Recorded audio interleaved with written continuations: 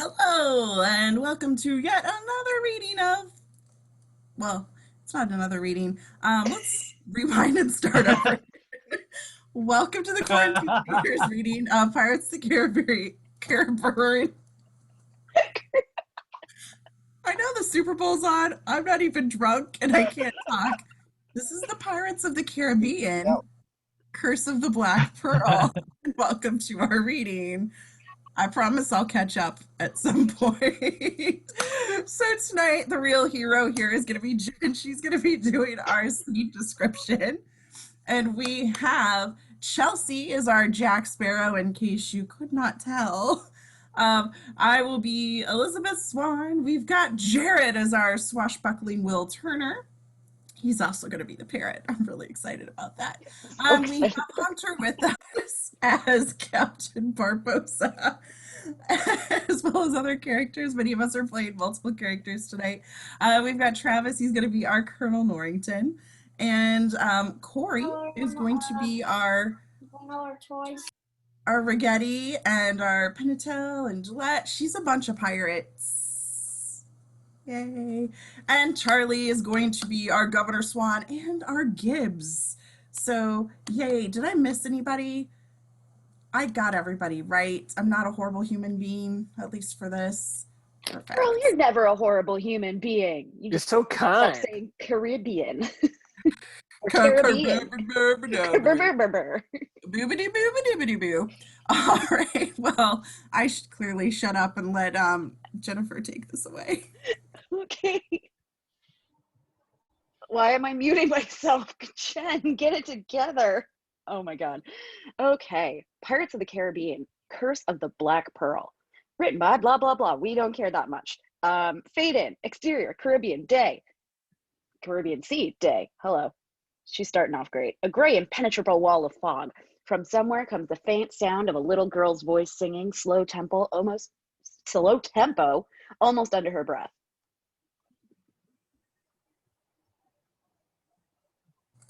Yo ho,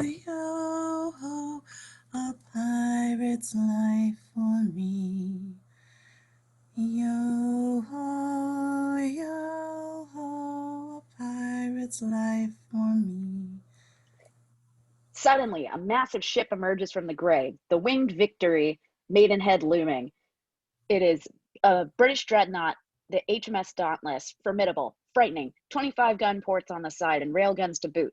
Exterior HMS Dauntless, forecastle, day.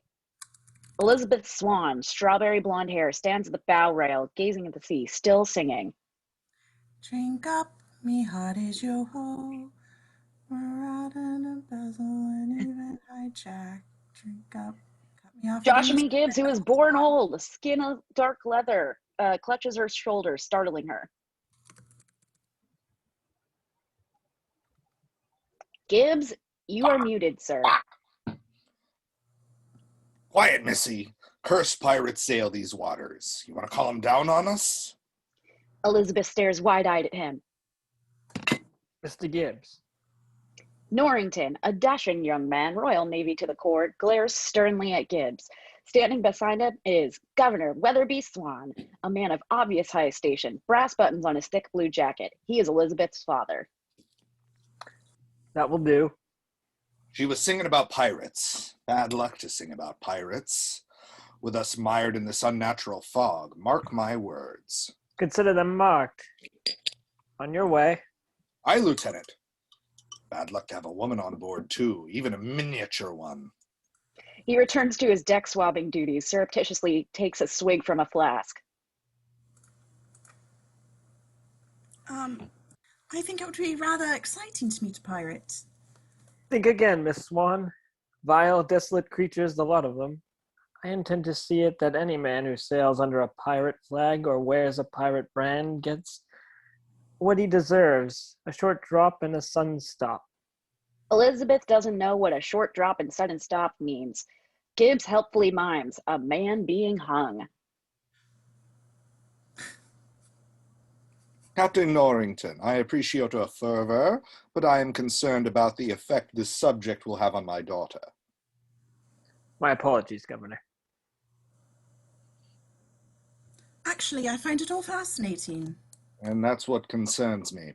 Elizabeth, we will be landing in Port Royal soon and beginning our new lives. Wouldn't it be wonderful if we could comfort ourselves as befits our class and station? Yes, Father. Chastised, she turns away to look out over the bow rail. I still think it would be exciting to meet a pirate. The fog still hems in the ship.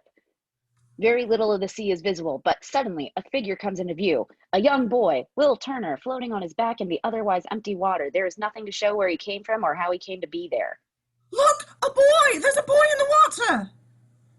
Norrington and Swan spot him. Man overboard! Boy overboard!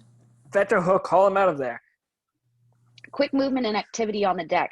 Sailors use a boat hook to snag the boy when he passes. Norrington and Swan haul him aboard and they lay him on the deck. Elizabeth sidles in for a closer look.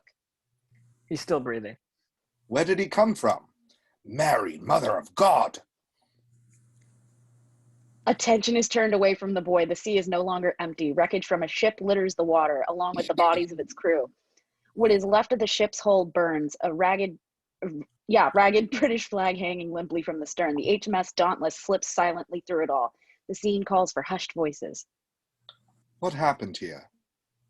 An explosion in the powder magazine. Merchant vessels run heavily armed. Lots of good it did them. Everybody's thinking it, I'm just saying it. Pirates. There's no proof of that. It could have been an accident. Captain, these men were my protection. If there is even the slightest chance of one of those poor devils is still alive, we cannot abandon them. Of course not. Rouse the captain immediately. Come and strike the sails. Unleash the boats. Gunnery, crew, jackets off the cannons. Hope for the best. Prepare for the worst. Move the boy aft. We'll need the deck clear. They lift the boy. Swan pulls Elizabeth away from the rail, away from the hideous scene in the water. Elizabeth, I want you to accompany the boy. He's in your charge now, and you'll watch over him. Elizabeth nods gravely. Swan hurries away to help unstow the longboat. The sailors lay the boy gently on the poop deck. Come on, poop deck. Behind the wheel. They hurry off. Elizabeth kneels down beside the boy. His good looks are not lost on her. Yeah, giggity. She reaches out, gently brushes the blonde hair from his eyes. Suddenly, he grabs her wrist. Awake now. Elizabeth is startled, but their eyes lock. She takes his hand in hers. My name is Elizabeth Swan. Will Turner. I'm watching over you, Will. He clutches her hands, then slips back into unconsciousness. His movement has opened the collar of his shirt. Elizabeth sees he wears a gold chain around his neck. She tugs it free, revealing a gold medallion. One side is blank. She turns it over, and a skull gazes up at her. Vaguely Aztec in design, but to her eyes it can mean one thing only. You're a pirate. She glances back at the crew, sees Norrington giving orders, moving toward her. She looks back at Will, comes to a quick decision, takes the medallion from around his neck and hides it under her coat. Norrington arrives. Did he speak? His name is Will Turner. That's all I found. Very good. Norrington hurries off. Elizabeth steals away to the stern of the ship, examines her prize, the gold medallion, a wisp of wind, and she looks up. Out over the sea, moving through the fog, silent as a ghost. It is a large sailing ship, a schooner. It has black sails. Elizabeth stares, too frightened to move or to cry out. The ship is obscured by the fog as it passes, but not the mizzen-top. And there hangs the frightening skull and crossbones of the Jolly Roger. Elizabeth looks from it to the medallion. The skull on the flag is the same as the one on the medallion.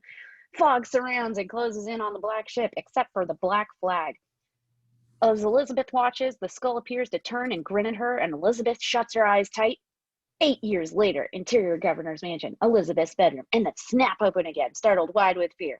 But this is no longer 12-year-old Elizabeth on the stern of the Dauntless. This is 20. She's 20 in this? Year-old Elizabeth, lying in bed in the dark. She remains motionless. Were the images we saw just a nightmare or a jumbled childhood memory? Elizabeth slowly looks far out of the corner of her eyes as possible without moving. Might there be someone in the room with her, looming over her? She turns, ready for anything. She is alone. Elizabeth sits up, turns the flame on an oil lamp beside the canopied bed. She carries the lamp across the room to a dressing table, sits down. She pulls one of the small drawers all the way out, reaches into the space beneath it, and removes the medallion. She has kept it all this time. It has not lost its luster or its sense of menace. She gazes at it as she absently returns the drawer to its place. A booming knock on the door. Elizabeth jumps up, startled, knocking over the chair. Elizabeth, is everything all right? Are you decent? Yes, yes. She puts on the medallion, throws a dressing gown on as Swan enters, carrying a large box. A uniformed maid, Estrella, Jesus, come on, Jen, follows. Still abed at this hour. It's a beautiful day. Estrella pulls back the heavy curtains, revealing, beneath the blue sky, the bucolic town of Port Royal, built on a natural harbor. On a bluff at the mouth of the harbor stands Fort Charles, its stone parapets lined with cannons. I have a gift for you. He opens the box and displays for her a gorgeous velvet dress. She lets out an admiring gasp. It's beautiful. May I inquire towards the occasion? Is an occasion necessary for a father to dote upon his daughter with gifts? Elizabeth happily takes it, goes behind a screened-off dressing area. Estrella follows, carrying the box. Although, I did think you could wear it to the ceremony today. Ceremony? Captain Norrington's promotion ceremony. Elizabeth peeks around the curtain. I knew it. Or rather, Commodore Norrington. A fine gentleman, don't you think? He fancies you, you know. Behind the screen, Elizabeth gasps. Elizabeth, how's it coming? On Elizabeth, she holds her hair and the medallion still around her neck, out of the way as the maid cinches her into a corset over her slip. Estrella has her foot in Elizabeth's back as she pulls the laces tight. Difficult to say. I'm told that dress is very latest fashion in London. Women in London must have learned not to breathe. Estrella is finished. Elizabeth takes a breath and winces. A butler appears in the doorway of the room.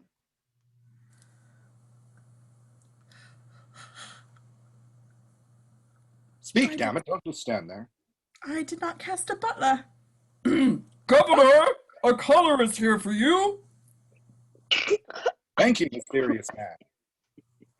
Mysterious man, way to go. Interior governor's mansion, foyer, day. The caller, dressed in rough clothing, stands in the foyer, looking very out of place and knowing it. He holds a long presentation case. He polishes the toes of his boots on the back of his calves, but it doesn't help. Ah, Mr. Turner, it's good to see you again. The caller turns. It is Will Turner, handsome, with a watchful demeanor that gives him a weight beyond his years. Good day, sir. I have your order. Swan hurries to him, opens the case. Inside is a beautiful dress, sword, and scabbard. Swan takes it out reverently. The blade is folded steel. That's gold filigree laid into the handle, if I may.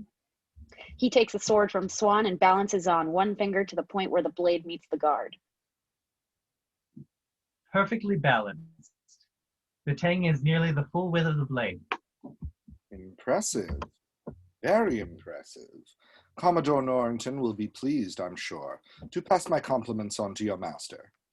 Will's face falls. Clearly, the work is his and he is proud of it. With practiced ease, he flips the sword around, catches it by the hilt, and returns it to the case. I shall. The craftsman is always pleased to hear if his work is appreciated. He stops speaking abruptly, staring past Swan. Elizabeth stands on the stairs. Granted, the dress may be painful to wear, but holy smokes. Elizabeth, you look stunning. Will tries to speak, but can't. He gives up, smiles to himself, and then simply nods emphatically. Will, it's so good to see you. Her hand goes to the chain around her throat, then a medallion that is hidden in the bodice of her dress. I dreamt about you last night. Will reacts with surprise. Really? Elizabeth, this is hardly appropriate. About the day we met, do you remember? I could never forget it, Miss Swan. Well, how many times must I ask you to call me Elizabeth? At least once more, Miss Swan, as always. Elizabeth is disappointed and a little hurt by his response. Well said. There's a boy who understands propriety. Now, propriety, okay. Now we must be going.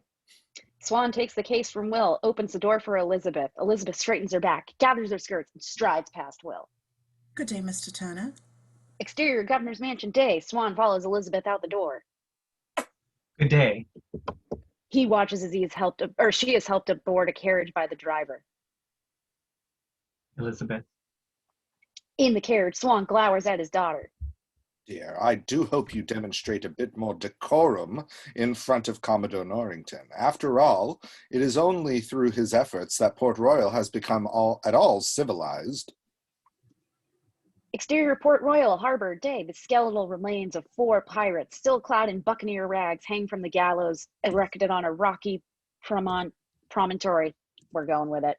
There is a 5th unoccupied gallows bearing a sign, "Pirates, ye be warned." The top of a billowing sail passes regally in front of them. On the landward face of the sail, apparently high in the rigging, is a man for whom the term swashbuckling rogue was coined, Captain Jack Sparrow.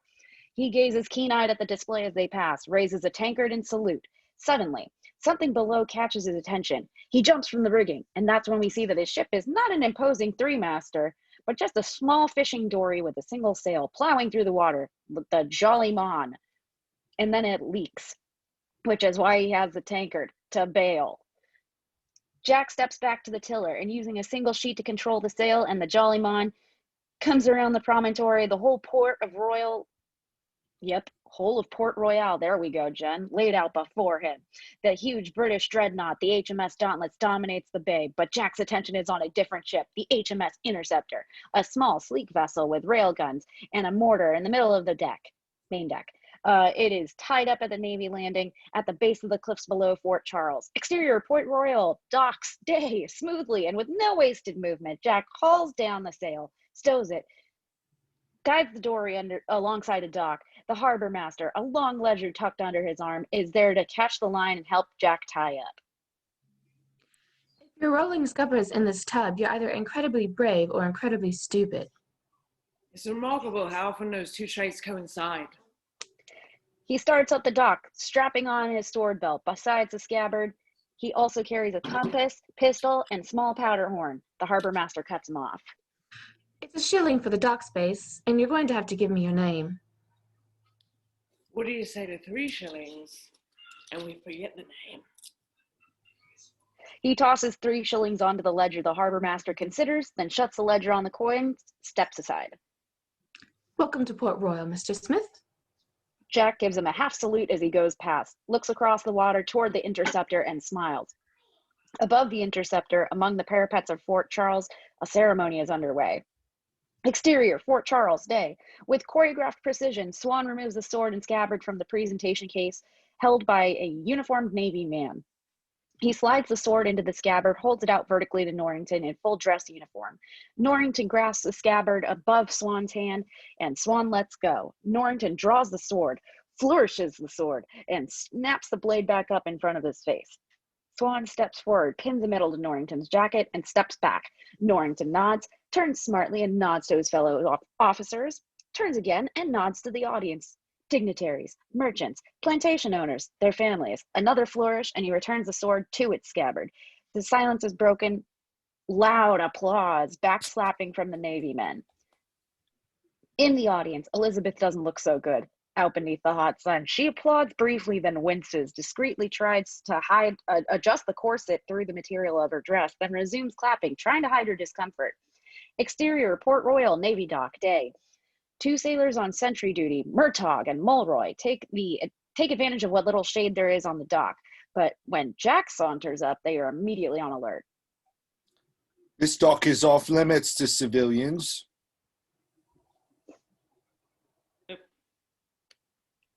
I'm terribly sorry I didn't know. Music drifts down from Fort Charles. Jack looks up, shields his eyes. Some sort of high to-do up at the fort, eh? How is it that 2 upstanding gentlemen such as yourselves were not invited? No, someone has to make sure this dock stays off limit to civilians. Well, it must be a very important boat. Ship. Ship. Captain Norrington's made it his flagship, and he'll use it to hunt down the last dregs of piracy on the Spanish Lake. Commodore.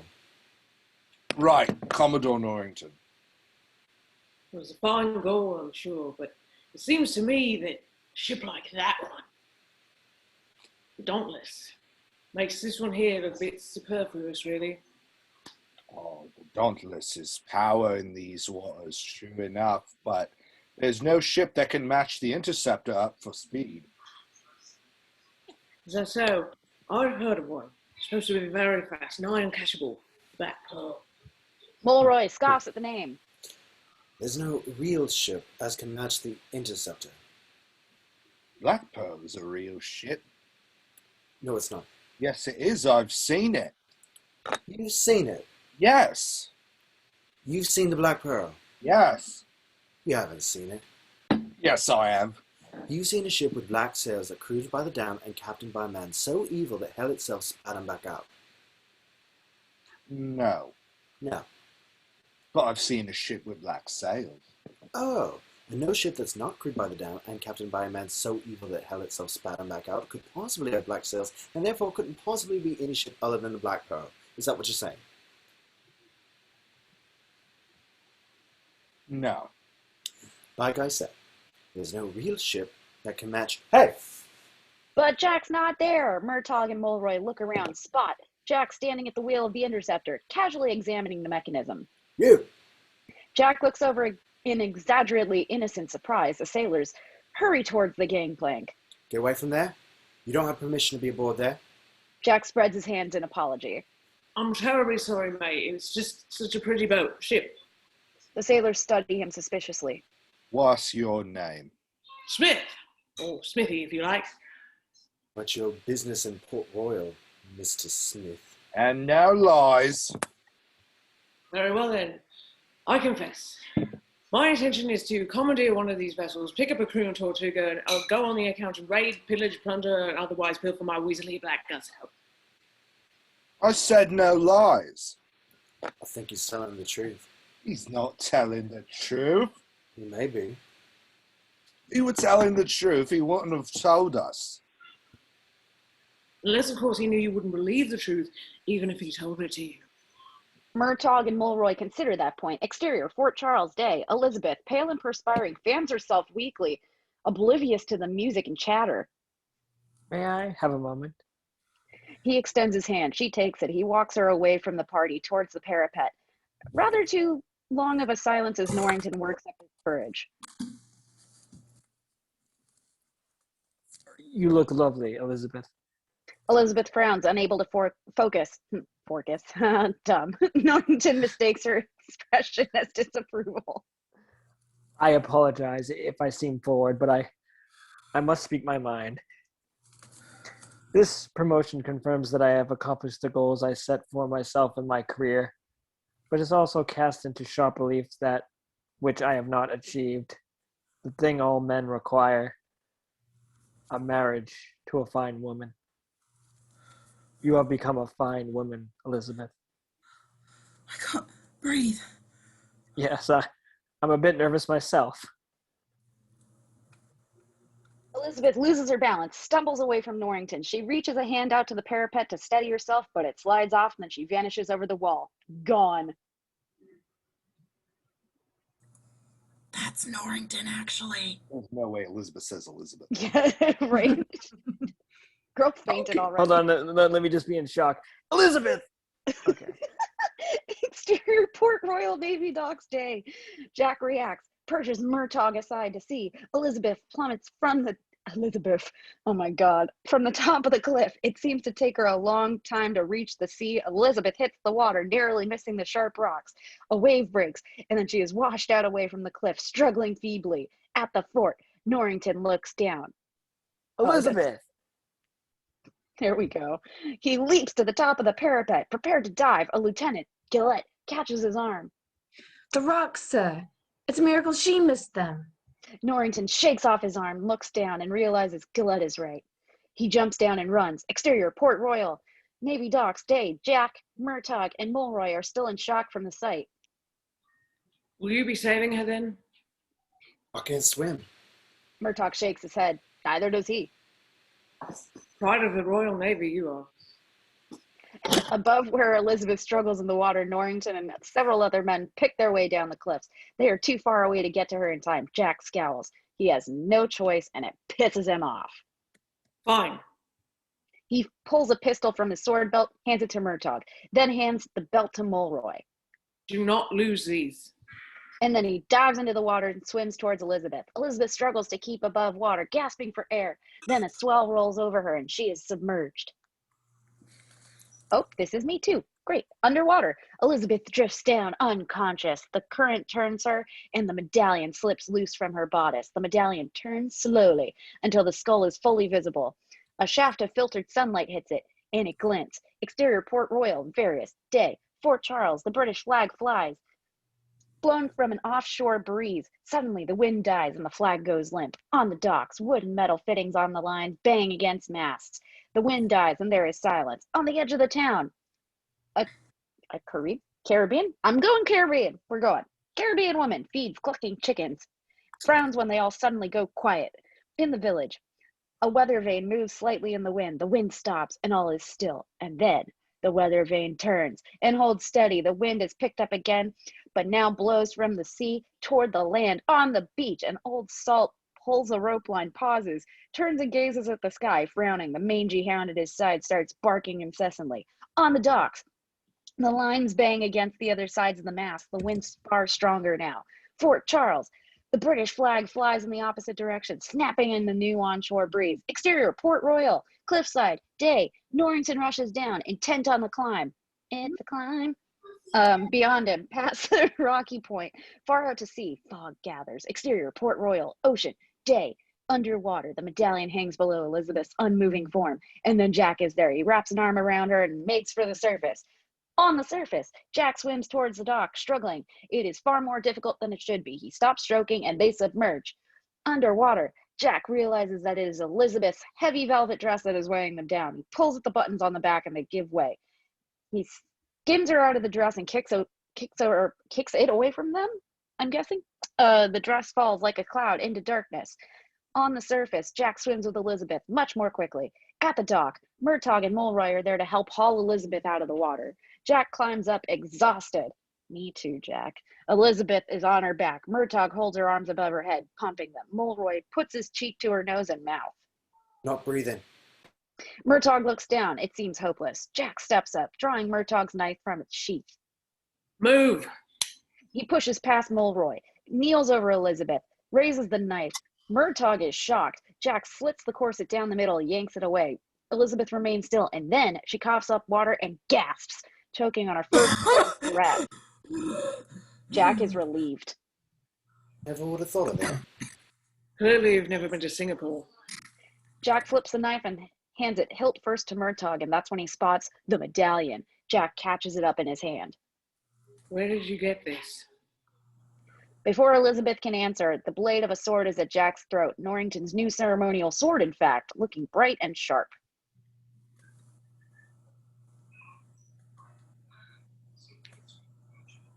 What was that? Come on, come and What did you On your feet. Thank you, Jesus. All right, it looks bad. Jack's I'm busy getting doing over- British things. Busy doing British. Okay. We'll never be together, Commodore. Looks bad. Jack's standing over Elizabeth. Most of their clothes are gone. He gets to his feet. The rest of Elizabeth's erstwhile rescuers reach the scene, including Swan. Elizabeth, are you all right? Yes, I'm Yep, fine. Yep, sorry, my bad. Do you intend to kill my rescuer? Norrington looks to Jack. Jack nods as best he can with a blade beneath his chin. Norrington sheathes his sword and extends his hand. I believe it, thanks are in order. Jack takes Norrington's hand gingerly. They shake, and Norrington tightens his grip, yanks Jack's arm towards him, and then tears back the sleeve of Jack's shirt, exposing a brand on Jack's inner wrist, a large P. Had a brush up with the East India Trading Company, did you, pirate? The others react in shock, but the sailors are well trained. In an instant, half a dozen pistols are aimed at Jack. He stands there, still holding the corset. Keep your guns on him, men. Gillette, great shaver. Fetch some irons. Norrington notices something else. Below the P brand is a tattoo, a small bird in flight across water. Well. Jack Sparrow, isn't it? Captain Jack Sparrow, if you please. Norrington looks out at the bay. I don't see your ship, Captain. I'm in the market. He said he'd come to commandeer one. Told you he was telling the truth. These are his, sir. He holds out Jack's pistol and belt. Norrington takes the pistol, examines it, notes the powder horn on Jack's belt. Extra powder, but no additional shot. Jack shrugs. Norrington unhooks the compass from the belt, opens it. He frowns at the reading, moves the compass this way and that, keeping it parallel to the ground. Compass that doesn't point north. It doesn't bear true. Jack looks away, a bit embarrassed. Norrington returns the compass to the belt, draws the sword haft from the scabbard. And I half expected it to be made of wood. He slides it back into the scabbard, hands it to Mulroy. Taking stock, you've got a pistol with only one shot, a compass that doesn't point north, and no ship. You are without doubt the worst pirate I've ever heard of. But you have heard of me.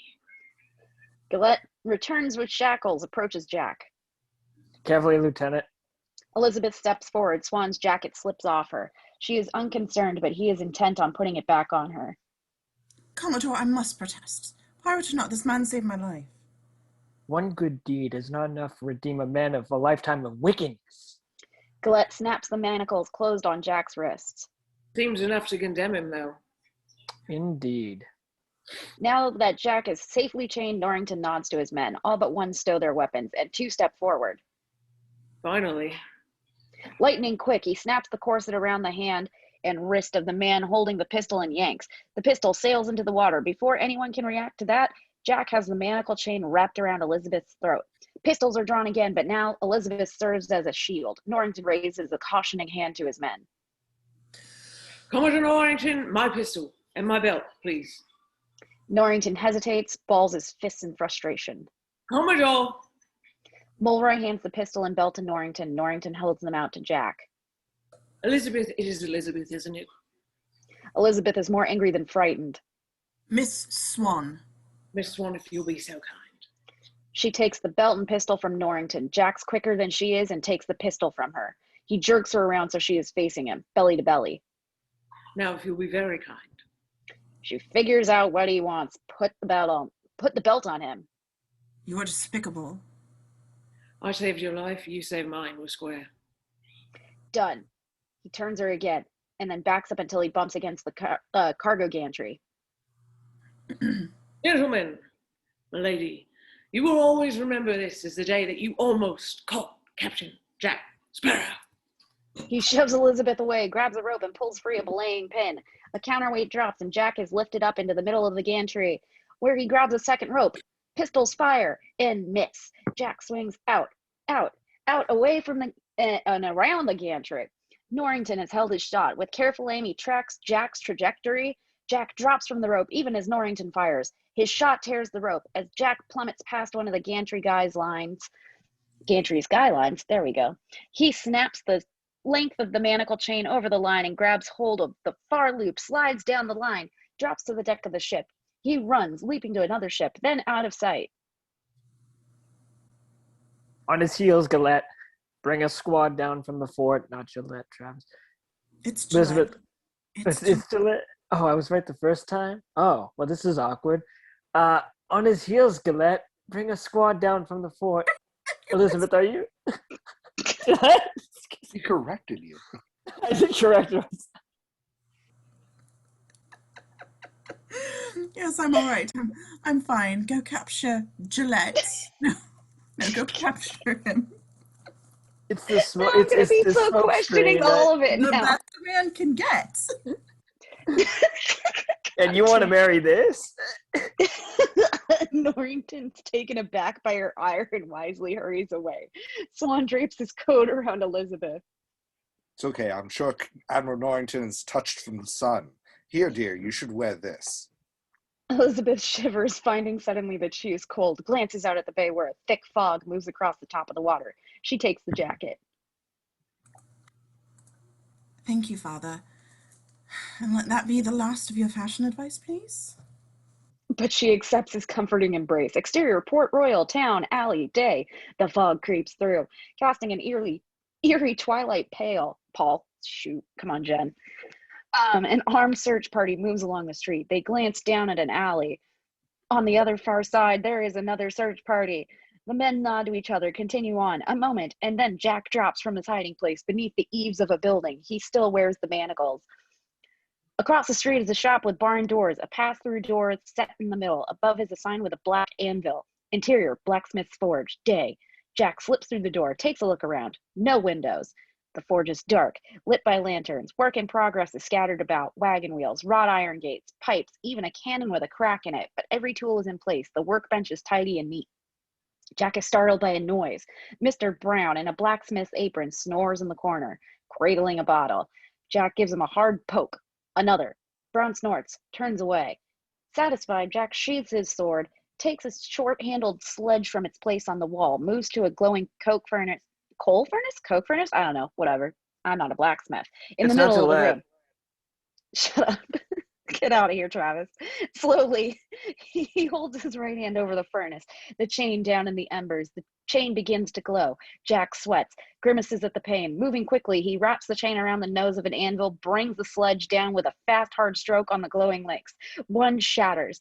Jack drops the sledge, plunges his manacled hand in a bucket of water. Steam billows. Jack pulls his hand out, flexes it. Blisters form beneath the manacle, but his hands are free. The sound of the latch on the door. Jack dives for cover. Will enters the forge, shuts the door behind him, spots the drunken Mr. Brown in the corner. Right where I left you. Something catches his eye, an empty peg on the wall, the sledge lying beside the anvil. Not where I left you. He moves casually towards the sledge. He grabs for it, but the flat of a sword blade slaps his hand. Will jumps back. Jack stands there, sword leveled at Will. He backs Will up towards the door. Will glares at him. You're the one they're hunting, the pirate.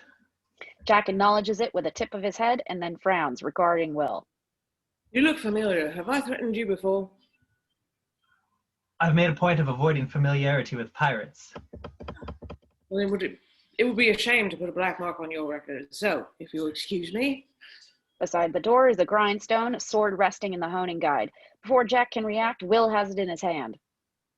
You think this wise, boy? Crossing blades with a pirate. You threatened Miss Swan.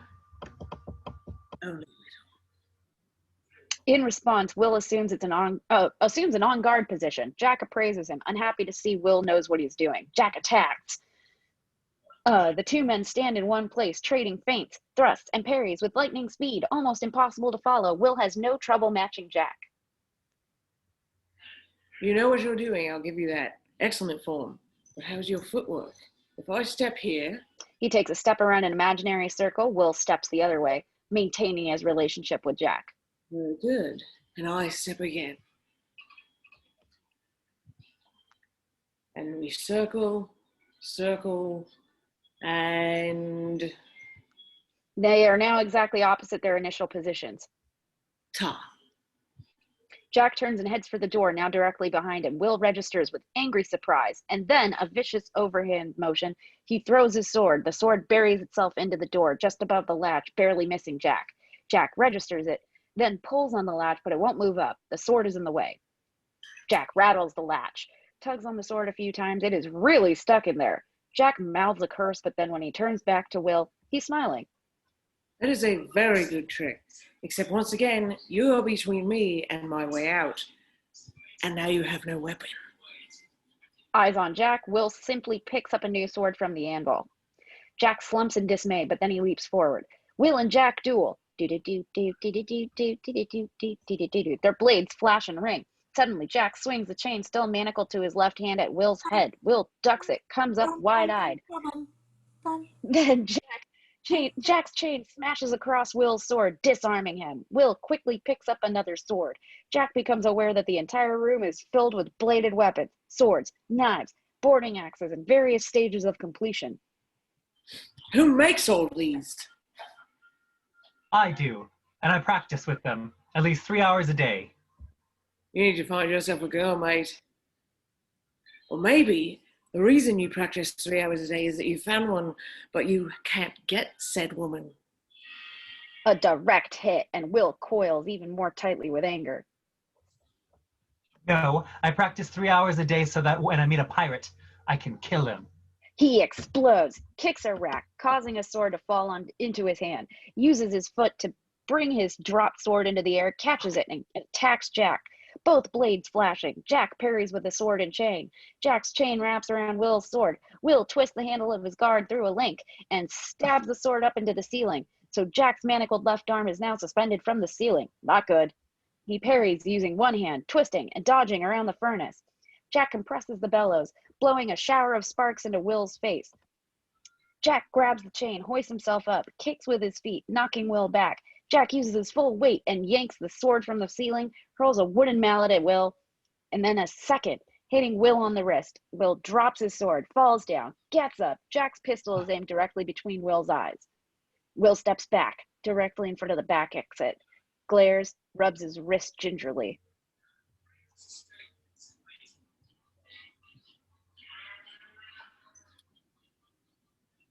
You cheated.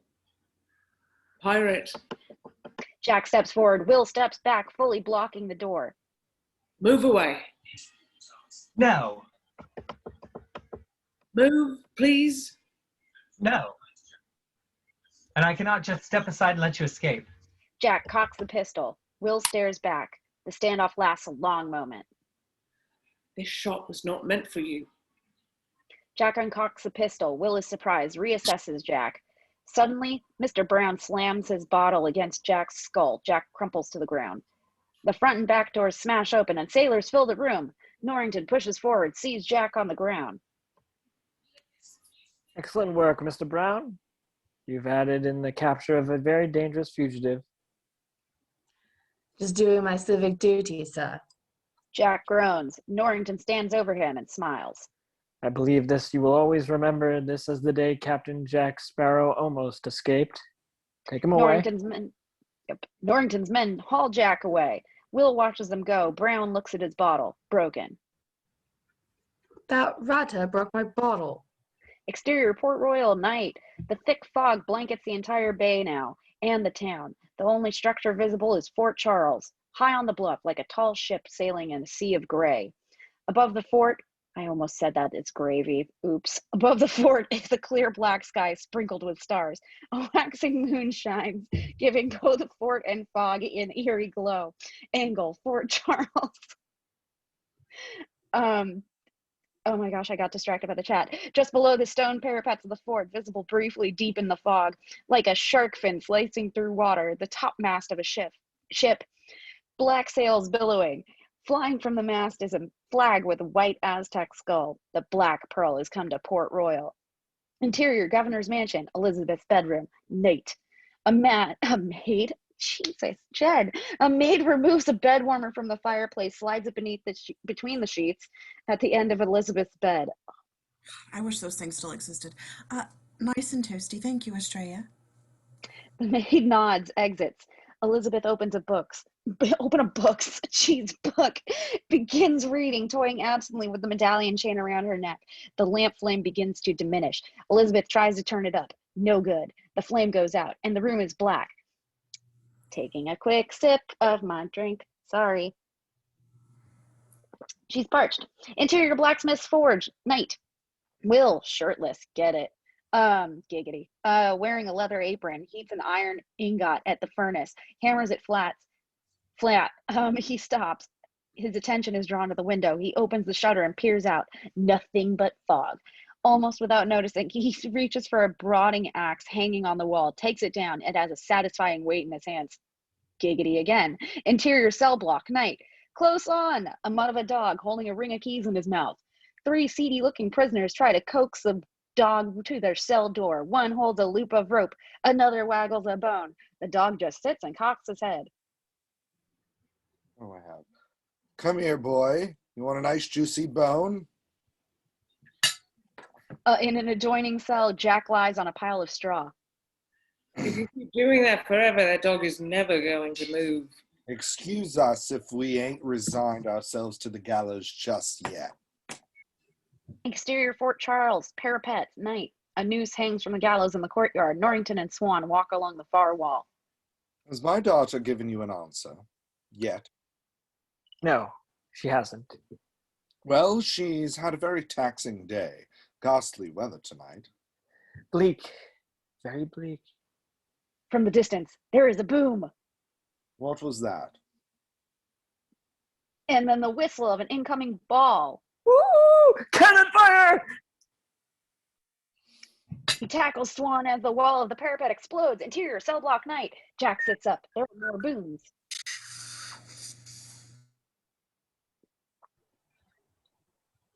Oh, Captain, my Captain. There's more booms. I know those guns. He peers out through the bars of the window.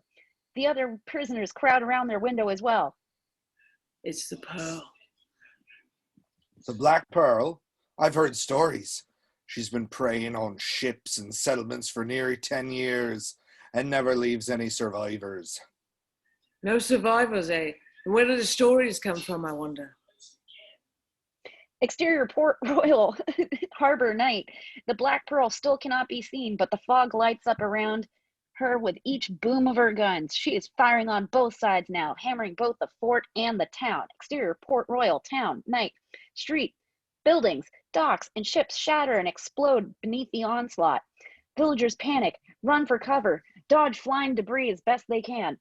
If this is not hell on earth, then it's about to be. Long boats emerge out of the fog, carrying armed pirates. They swarm from the boats, striking down villagers indiscriminately and setting fires. Interior, blacksmith's forge, night. Will slips the boarding axe into his belt at the small of his back. He puts a dirk in his belt, then a second and a third. He picks up a second axe and a sword. Come on, Will's well armed. Will slides back the doors of the forge. A woman runs past, chased by a one-armed pirate wearing a yellow bandana. Will backhands the axe square into his chest, a deadly blow. Will heads out, up the street. Exterior, Fort Charles, parapets, night. The moon is obscured by smoke rising from the burning gallows and wooden roofs. Cannon fire continues to rain down, but the fort's own cannons return fire. Governor, barricade yourself in my office. That's an order.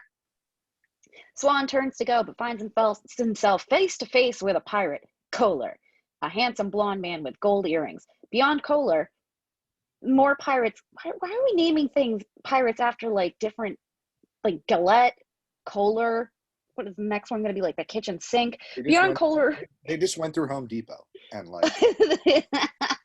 There it is. Sponsors. They sponsor their pirate.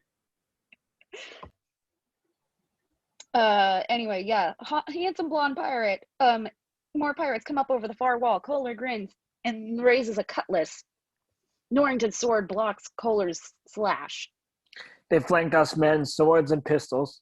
The battle is joined. Interior Governor's Mansion, Elizabeth's bedroom, night. Elizabeth looks out a window at the scene below. Even through the fog, multiple fires are visible and ships burn in the harbor. Shouts and cries of pain. Cannon fire echoes. Pew, pew, pew. She notices movement directly below her window. Two shadowy figures approaching the house. Pirates. Elizabeth bolts from her room. Interior, second floor hallway. Night. She reaches the railing overlooking the foyer and cries out just as the butler opens the door. Too late. And there's a boom of the gun, and the butler crumples. Elizabeth ducks down in horror, peering through the balusters. The pirates scan the foyer, searching. The leader is Pintel, a sallow-looking pirate with a bald head. Suddenly, Pintel looks up and locks eyes with Elizabeth. How could he know she was there? There. The pirates rush for the stairs. Elizabeth scrambles back into the nearest room. Interior, sitting room, night. Elizabeth shuts the door, locks it, listens as the pirates pound up the stairs. Miss Elizabeth. Elizabeth jumps. Estrella is right behind her, terrified. They whisper. Are they come to kidnap you? Miss, the daughter of governor would be very valuable. Elizabeth realizes she's right. There is the slam of the body against the door. Listen, Estrella. They haven't seen you. Hide, and at first chance, run for the vault. Estrella nods. Another slam at the door. It gives a bit. Elizabeth shoves Estrella into the corner. Nobody puts Estrella in a corner. Between a tall wardrobe and the wall. Dashes for the side door. When the door smashes inward, it slams into the wardrobe and the maid cannot be seen. The pirates run in, spot the open side door, and run for it. Interior, Elizabeth's bedroom, night. Pintel is the first through and gets the pan of the bed warmer in the face for his trouble. He staggers back, holding his nose. Interior, sitting room, night. Estrella breaks cover, runs for the hall, unnoticed. Interior, Elizabeth's bedroom, night. Elizabeth swings the bed warmer at the second pirate, but he catches it by the handle. Elizabeth can't jerk it free, so she wrenches it over. The pan lid swings down, banging on the second pirate. Hot coals spill on his head, sizzling. Elizabeth dashes for the hallway stairs. Interior, second floor hallway, foyer, continuous, night. The pirates burst from the bedroom. Pintel goes for the stairs, but the second pirate vaults over the handrail. Estrella registers the butler's body, but continues up the still open front door at a dead run. Elizabeth follows.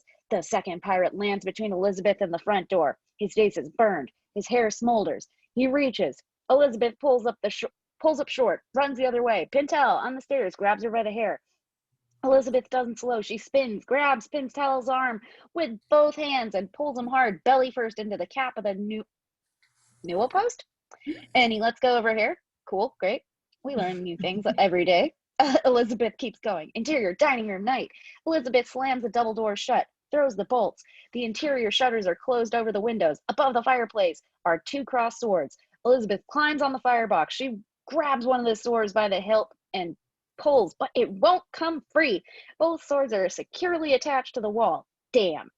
A smash from the doors. The pirates are relentless. So is this dialogue. On the table is a platter with fruit, cheese, and bread. Elizabeth grabs the knife from the platter. Like any bread knife, it has a round point. Elizabeth jabs it into her palm. It's useless as a weapon. Double damn! The blade of a broadening axe reaches the door. The pirates will be through soon. Elizabeth looks around. Interior, first floor hallway, night. The doors give way. The pirates charge through. Interior, dining room, continuous, night. Empty. Elizabeth has nowhere to be seen. Pintel and smoldering pirate,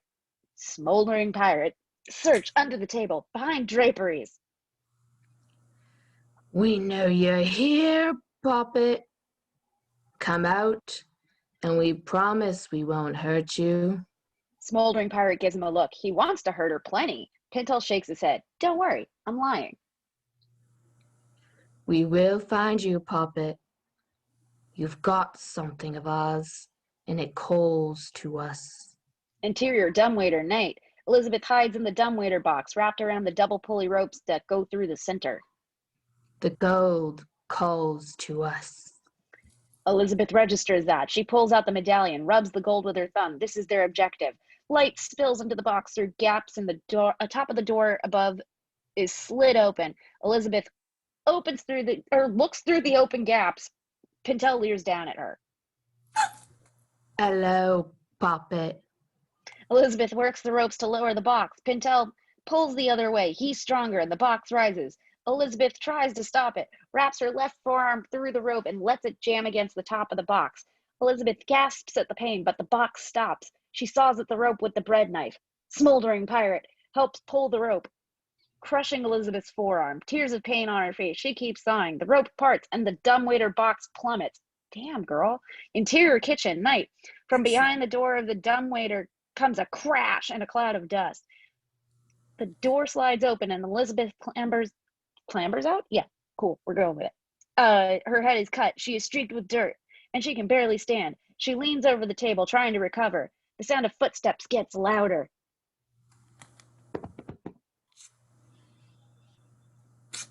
Sorry. Fucking Buccaneers just won. Please, no! That's also a great reaction to that happening.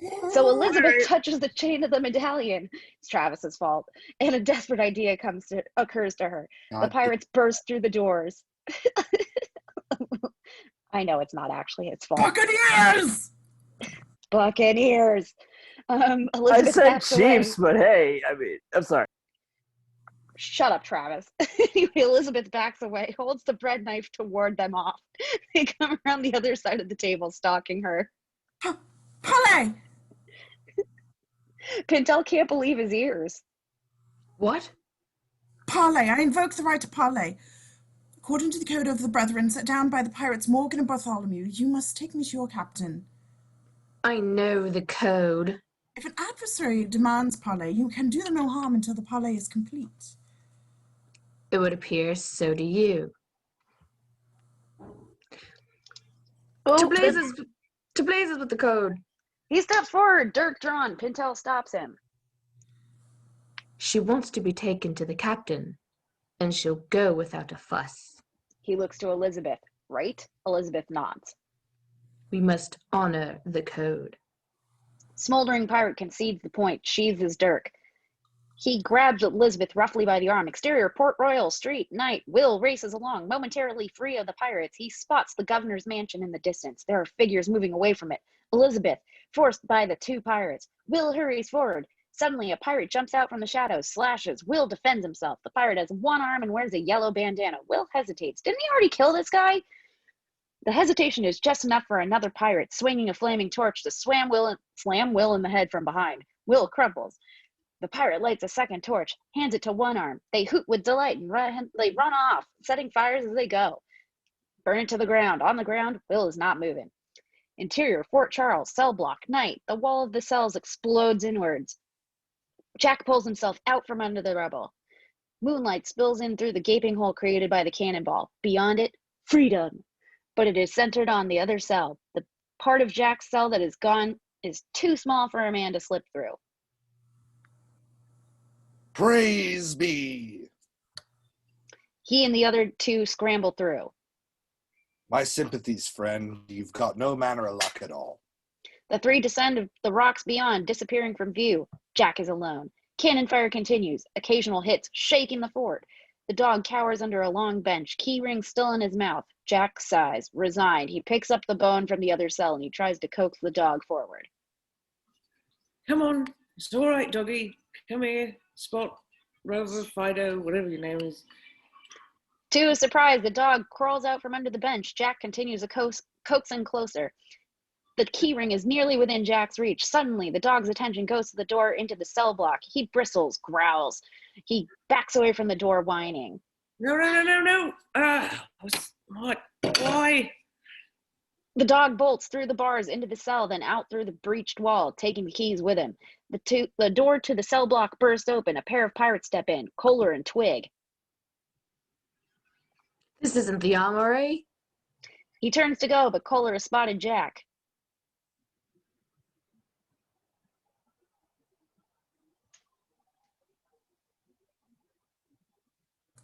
Forgot that's me.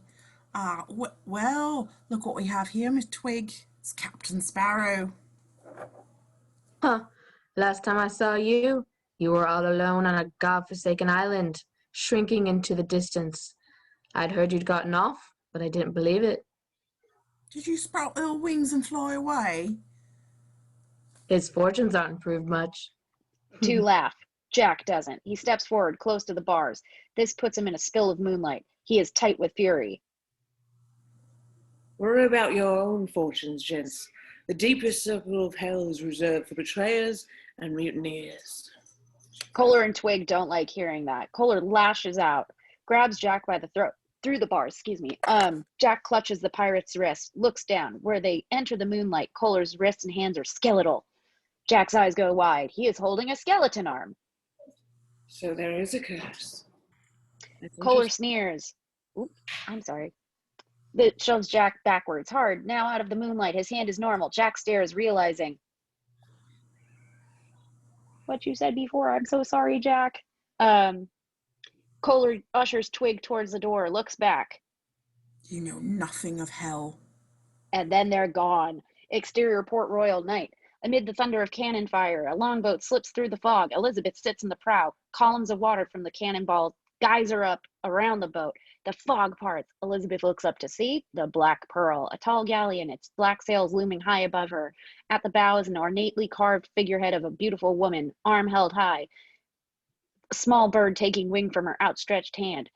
The longboat makes for a pair of lines dangling from a winch. There we go, Jen. We can read. Exterior, Black Pearl, main deck, night, lit by lanterns. No moon is visible beneath the fog. Smoke hangs heavy above the deck. Elizabeth's longboat is raised above the deck rail. Pirates spot her and stare.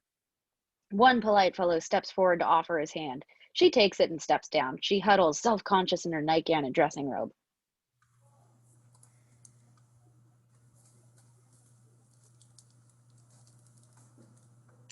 Travis, it's all your fault again. Yeah. I'm British. Okay. I didn't know we was taking captives. She's invoked the right of parley with Captain Barbossa. On the poop deck, an imposing figure in Silhouette stands by the wheel, too far away to have heard Pintel's words, but his head turns at the mention of his name. The silhouetted figure moves towards the stairs. A cloud of smoke obscures him, and then, as if he skipped the stairs, he strides out of the smoke on the main deck. This is Barbossa. Despite the bright colors of clothing, definitely not a man that you'd want to meet in a dark alley, or anywhere for that matter. Elizabeth, more terrified than ever, cannot look away from his eyes, but she musters her courage. I'm here too. Bosun slaps her. You will not speak when spoken to. His wrist is grabbed painfully by Barbossa. And you'll not lay a hand on those under the protection of Parley. Aye, sir. Okay, first of all, I just looked up. Way to go. Barbossa for the win. He releases him and he turns to Elizabeth and smiles. It shows both gold and silver teeth. My apologies, miss. As you were saying before, you were so rudely interrupted. Captain Barbossa, I have come to negotiate the cessation of hostilities against Port Royal. Barbossa is both impressed and amused. A lot of long words in there, miss. We're not but humble pirates. What is it that you want? I want you to leave and never come back. Barbossa and the pirates laugh. I am disinclined to acquiesce your request. Means no. Very well. She quickly slips the medallion off, darts to the side of the rail, dangles it over the side of the ship. The pirates go quiet. I'll drop it.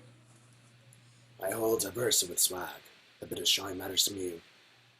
Why? Because it's what you're searching for. You've been searching for it for years. I recognize the ship. I saw it 8 years ago when we made the crossing from England. Did you now? Elizabeth glares at him. She's getting nowhere. Fine. I suppose if this is worthless, there's no reason to keep it.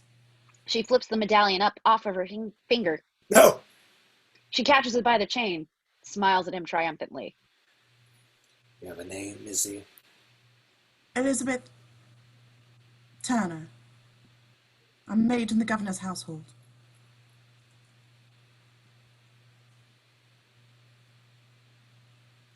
I think that's you, Jen. You've got sand for a maid.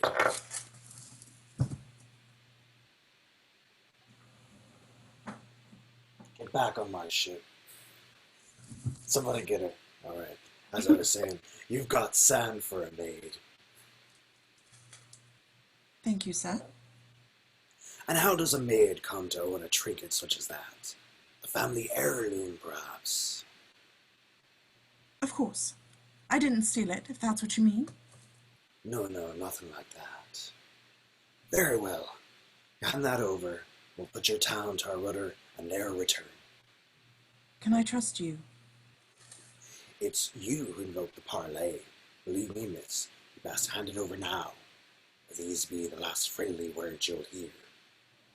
Elizabeth hesitates, but she has no choice. She holds out the medallion. He grabs it, clutches it in his fist like hope. I'll bargain. Barbossa grins devilishly, but then nods to Bosun.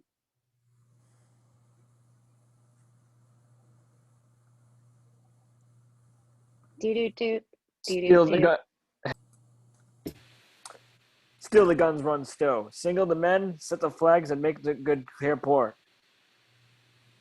For the first time since the attack began, the booming of the guns ceases. Elizabeth is surprised and relieved. The pirates hustle to follow orders. Barbossa turns away. Wait! You must return me to shore according to the rules of the Order of the Brethren. Barbossa wheels on her. First, your return to shore was not part of our negotiations nor our agreement, and so I must do nothing.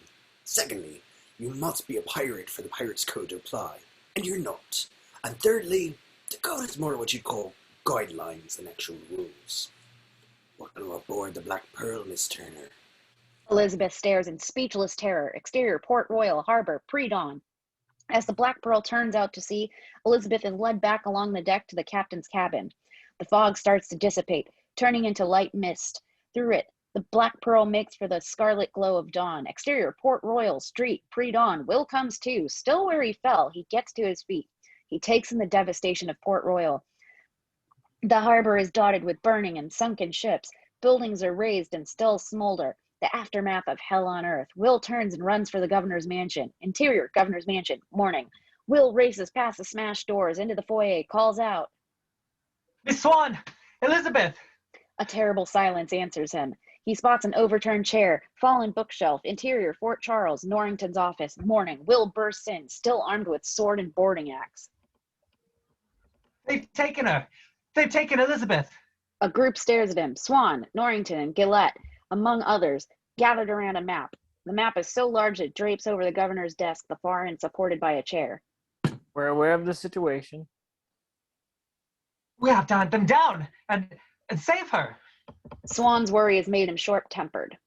Where do you suppose we start? You haven't any information that concerns my daughter, then share it.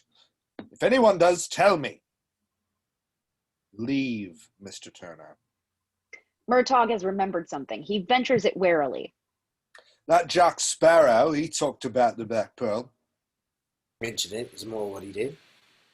Still, Oh, we can ask him where it is. Maybe he can lead us to it. the pirate tried to kill my daughter. We can never trust what he said. Oh, we could strike a bargain. No. The pirates who invaded this fort left Sparrow locked in his cell. Ergo, he is not their ally, British, and therefore of no value. We will determine their most likely course and launch a search mission that sails with the tide. Will slams the boarding axe into the desk, through the map. That's not good enough. This is Elizabeth's life. Norrington is quick to react. He throws a strong arm across Will's back and guides him roughly to the door. Mr. Turner, this is not the time for rash actions. Do not make the mistake of thinking you are the only man here who loves Elizabeth. Now go home. He opens the door and then turns away. Will watches him walk back to the desk. Will's face sets in resolve, and he leaves. Interior, Fort Charles, jail cells, morning. Jack strains, trying to budge one of the bars. Even with the damage from the cannonball, it won't move. He hears the sound of a door latch. The door opens and Will slips in, looks around. Jack lounges on the floor of his cell. Apparently relaxed and unconcerned, Will marches straight up to the bars. Are you familiar with that ship, the Black Pearl? I've heard of it. Where does it make berth? Where does it make berth? Have you not heard the stories? Captain Barbosa and his crew of miscreants on the Black Pearl sailed from the dreaded Isla de Muerta. It's an island that cannot be found except by those who already know what it is. The ship's real enough, so its anchorage must be a real place. Where is it? Why ask me? Because you're a pirate. And you want to turn pirate yourself, is that it? Never. They took Miss Swan. Oh, so it is that you found a girl. Well, if you're intending to brave all and hasten to her rescue and so win fair lady's heart, you'll have to do it alone, mate. I see no profit in it for me. Will slams his fist against the bars in frustration. Jack is surprised at the outburst. Will thinks and makes a decision. I can get you out of here. How's that? The keys run off. I helped build these cells. Those are hook and ring hinges. The proper application of strength, the door will lift right free. Just calls for the right lever and fulcrum. Jack watches Will as he speaks, and it dawns on him. Will is a spitting image of someone he's known in the past. You said your name is Turner. Will gives him a puzzled look. Yes, Will Turner. Jack grins. Ah, well, Mr. Turner, I've changed my mind. You spring me from this cell, and on pain of death, I shall take you to the Black Pearl and your bonny lass. Do we have an accord? Will gives him a suspicious look. The deal seems too good. Jack keeps his hand out, still smiling. Will shakes it. Agreed. Agreed. Get me out of here. Will turns around, looks around, figures out what he needs. He makes a chair as fulcrum and levers the long bench under the door, pushes down. It's hard work, but the cell door rises and then falls forward, crashing down on the bench and the chair. Jack is impressed. He steps out of the cell. Someone will have heard that. Hurry. Will heads for the door. Jack searches the desk, cupboards. Not without my effects. We need to go. Jack finds his pistol, sword belt, and compass. Straps on the belt, checks the shot in his pistol. Why are you bothering with that? It's my business, Mr. Turner. As for your business, one question or there's no use going. This girl, how far are you willing to go to save her? I'd die for her. Well, good. We're all good then. Exterior, Port Royal, docks, morning, the Jolly Mon. 4 inches of water in the bottom, squats low in the water, heeled to one side, creaking on its lines. Ah, now there's a lovely sight. Jack hops down into the boat, prepares to make way. I knew the harbour master wouldn't report her. Honest men are slaves to their conscience, and there's no predicting it. But you can always trust a dishonest man to be honest. Dishonest. Jack. Yep. Jack notices that Will is standing, frozen on the dock, staring at the boat in dismay. Come on aboard. I haven't set foot off dry land since I was 12, when the ship I was on exploded. It's been a sound policy. Well, no worries there. She's far more likely to rot from under us. Oh, I'm so sorry. I got distracted by the cat. Will steels himself, steps into the boat as if the cat, did you? No, but now I very much enjoy Captain Jack Sparrow a little bit more than I used to. Cool, great. Anyway, Will steels himself, step back into the boat as if it's going to capsize with the slightest movement. Jack hoists the sail. Besides, we're about to better our prospects considerably. He nods towards the HMS Dauntless looming in the harbor. Will white knuckles at the gunwales. Or white knuckles the We're gunwales, going sorry. to steal a ship? That ship? Commandeer. We're going to commandeer that ship and not return it. That's still against the law. Well, so is breaking a man out of jail. Face it, Will. You may say you'll never be a pirate, but you're off to a rip-roaring start. My advice, smile and enjoy it. Exterior, Port Royal, morning. The Jolly Mon bobs its way across the bay, dwarfed against the HMS Dauntless. Will holds a stay line with iron fists. This is either crazy or brilliant. It's remarkable how often those two traits coincide. The Jolly Mon nears the rudder of the much larger ship. Exterior, HMS Dauntless, main deck, morning. There's been a breakdown in discipline. About a dozen Navy sailors are gathered together on the main deck, playing dice. Murtaugh and Mulroy among them. Suddenly, Jack and Will jump out into the open, brandishing pistols. Everybody stay calm. We are taking the ship. Aye. Avast. Jack gives him a look, shakes his head. Don't do that. The sailors all look at them and then burst out laughing. They grin, shake their heads. Jack stands there, grinning with them, but his gun is still level. The lieutenant, Galette, steps forward. You're serious about this? Jack moves his pistol across, points it at Gillette. Dead serious. You understand this ship cannot be crewed by only 2 men. You'll never make it out of the bay. Son, Captain Jack Sparrow, savvy. More guffaws from the crew. A couple of sailors move forward, hands on swords. Gillette holds up a hand. Sir, I'll not see any of my men killed or wounded in this foolish enterprise. That's fine by me. We brought you a nice little boat so you can all get back to shore safe and sound on this little boat over here. Go. Agreed. You have the momentary advantage, sir. But I will see you smile from the yardarm, sir. Likely it's not. Will, short up the anchor. We've got ourselves a ship. Exterior, Dauntless, stern, morning. Sailors make their way down a rope ladder, crowd onto the Jolly Mon. Will pushes hard against the windlass to no avail. The anchor is too heavy for one man. Jack notices.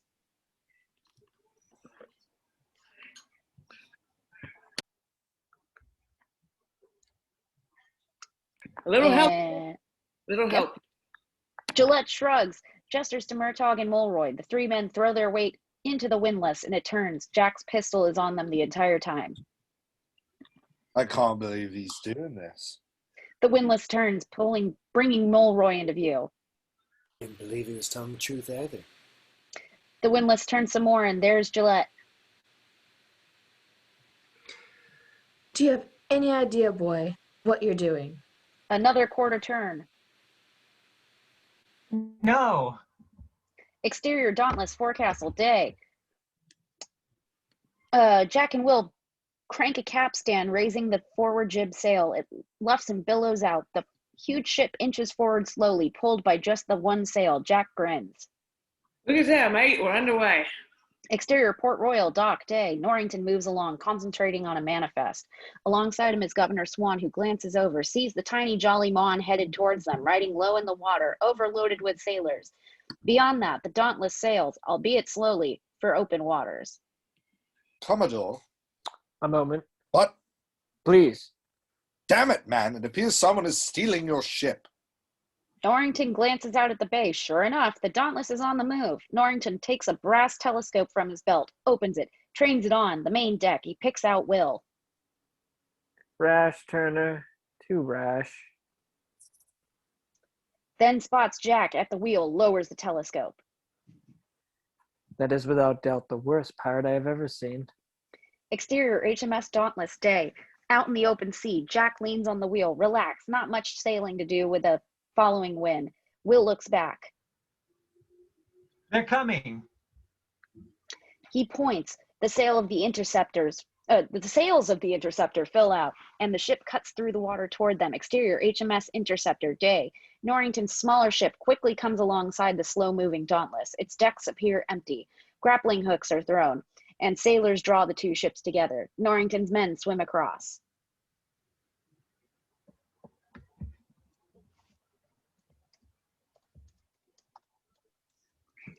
Norrington.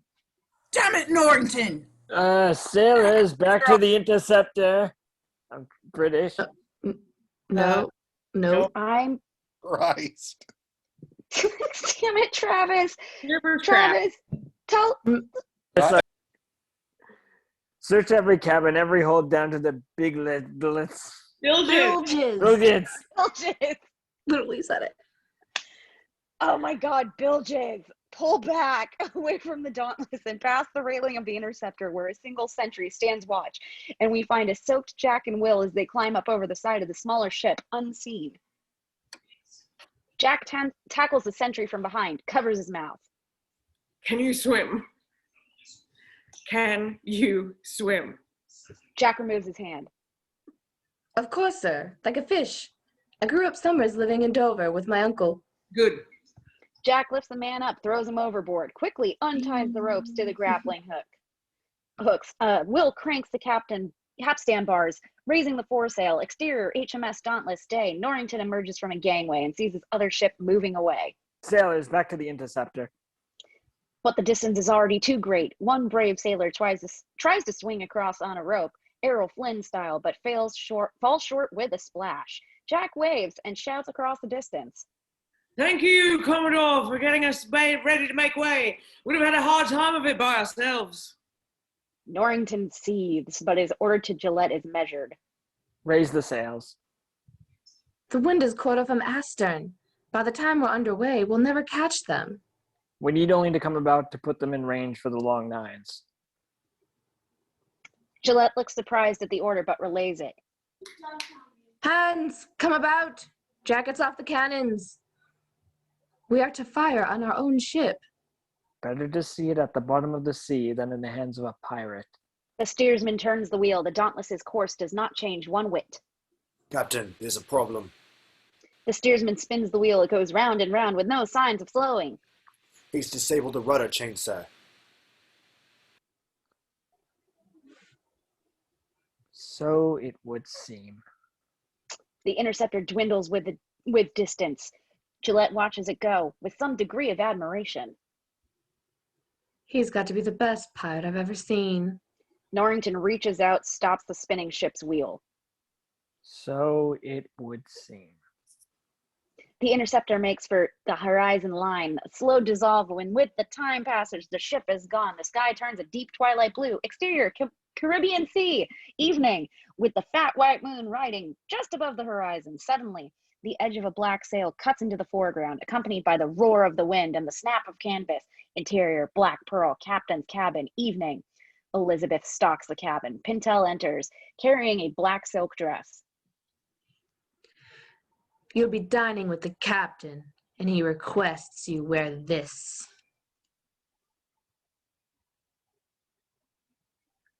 Miss Turner. Tell the captain that I am disinclined to acquiesce to his request. He said you'd say that. He also said if that be the case, you'll be dining with the crew, and you'll be naked. Angry, Elizabeth holds out her hand. Pintel's grin fades. Fine. He exits, pouting.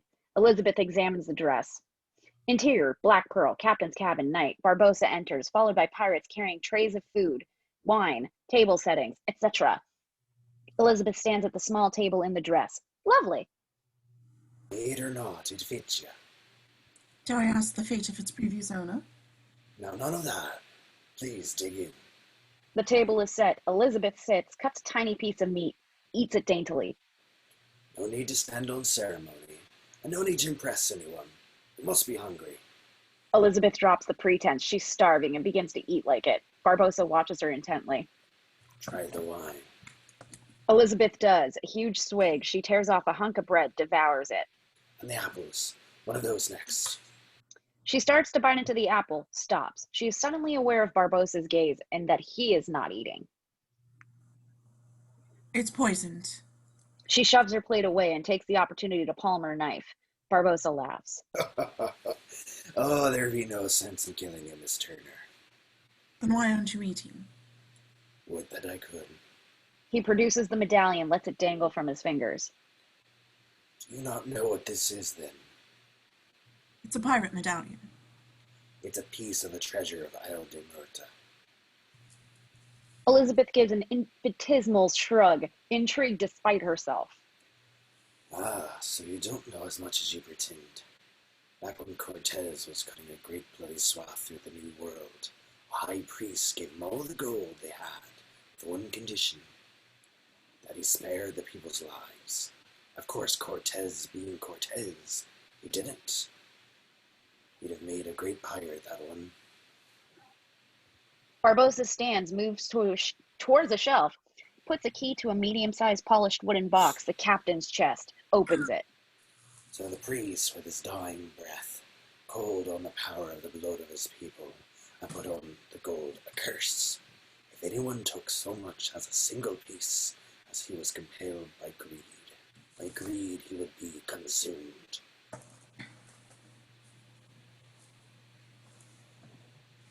My bad. All right. Inside the chest are charts, some gold, a sextant, and a few pages of a Mayan codex, pieces of tree bark inscribed with Mayan glyphs.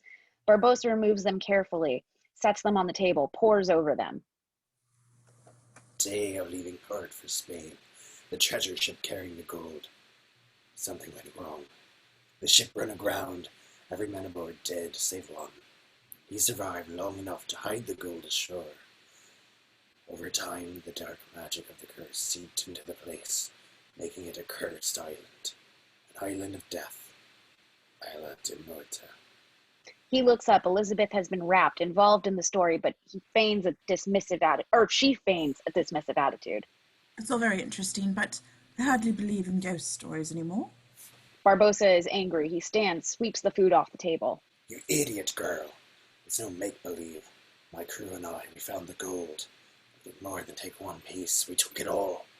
Rich men we were, and we spent it and traded it and gave it away in exchange for drink and food and pleasurable company.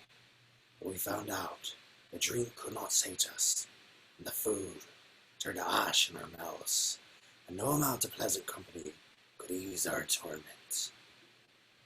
We are cursed men, Miss Turner, condemned to be forever consumed by our own greed. Gold calls to us always. We are driven always to find more and add it to the treasure.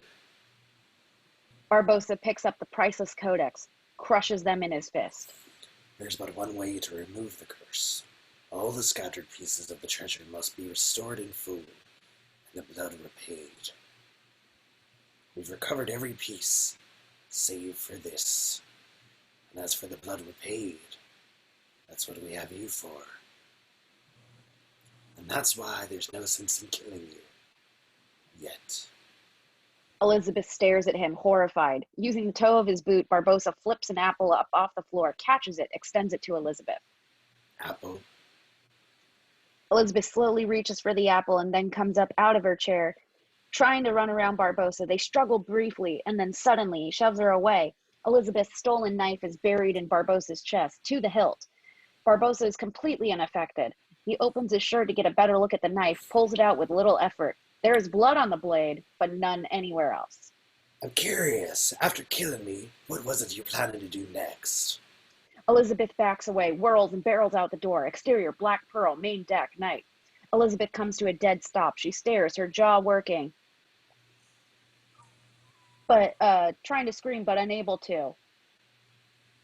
Gotcha. Okay, sorry, just saw the update on when we're taking our break. The pirate crew works at their stations, coiling lines, navigating the ship, swabbing decks, do.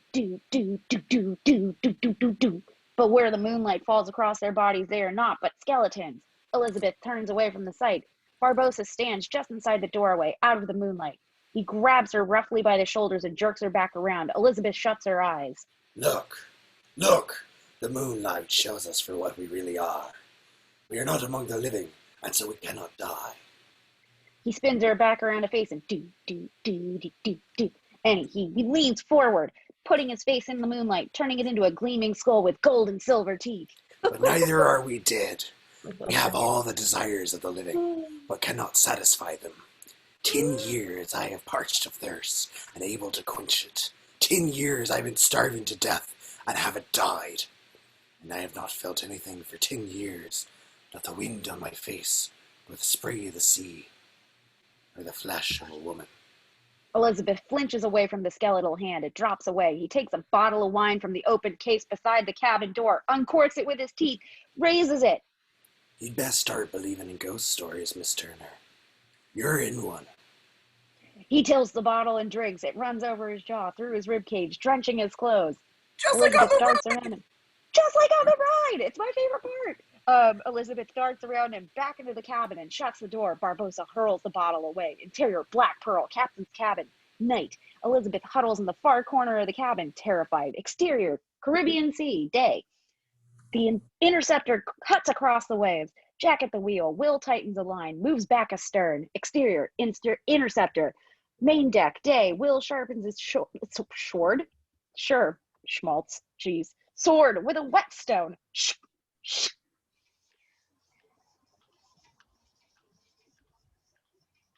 You know, for a man who's made an industry of avoiding boats, you're a quick study.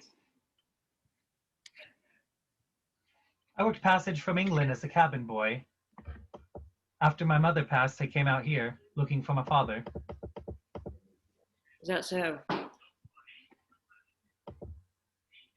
My father, Will Turner. Jack says nothing. Will has lost his patience for guile. I'm not a simpleton. At the jail, it was only after you learned my name that you agreed to help me. Since that's what I wanted, I didn't press the matter. But now, you knew my father. Jack considers his reply, settles on truth. Oh, I knew him. Probably one of the few who knew him is William Turner. Most people just called him Bill or Bootstrap Bill. Bootstrap? Yep, good man, good pirate, clever man. I never met anyone with as clever a mind as hands as him. And then when you were puzzling out that cell door, it was like seeing his twin. That's not true. I swear you look just like him. It's not true that my father was a pirate. I figured you wouldn't want to hear it.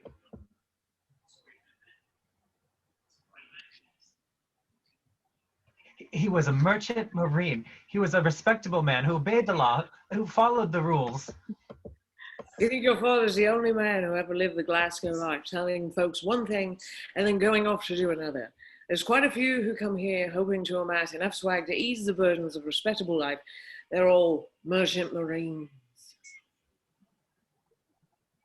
My father did not think of my mother or his family as a burden. Sure. because he could always go out pirating. My father was not a pirate. Will's sword is out, leveled at Jack. Jack gives him a disbelieving look, sighs. Put it away, Will. It's not worth it getting beat again. You didn't beat me. You ignored the rules of engagement. In a fair fight, I'd kill you. But that's not much incentive for me to fight fair, then, is it? He kicks a lever on a winch. The sail booms around and slams Will in the chest, sweeping him off the ship. His sword clatters onto the deck. Will dangles above the water. Jack slips a loop of rope around the wheel to hold it course. Picks up a sword and pokes at Will with it. Will hand over hands away from the blade to the end of the boom. Now, as long as you're just hanging there, pay attention. Must, should do, don't, shall not. These are all mere suggestions. There are only two absolute rules. What a man can do and what a man can't do. Will looks away, not interested. For instance, you can accept that your father was a pirate and a good man, or you can't. Now me, I can sail this ship to Tortuga by myself, but I can't just let you drown. Jack swings the boom back in. Will drops to the deck. Jack holds the hilt of the sword out. Will takes it, glitters at Jack, considers what he'll do next. Jack watches him coolly. Will turns and strides to a spot on the deck, sits down, and resumes sharpening his sword. Shh, shh, shh. Jack breathes a silent sigh of relief, notices his shaking. He takes the wheel. Tortuga? Tortuga.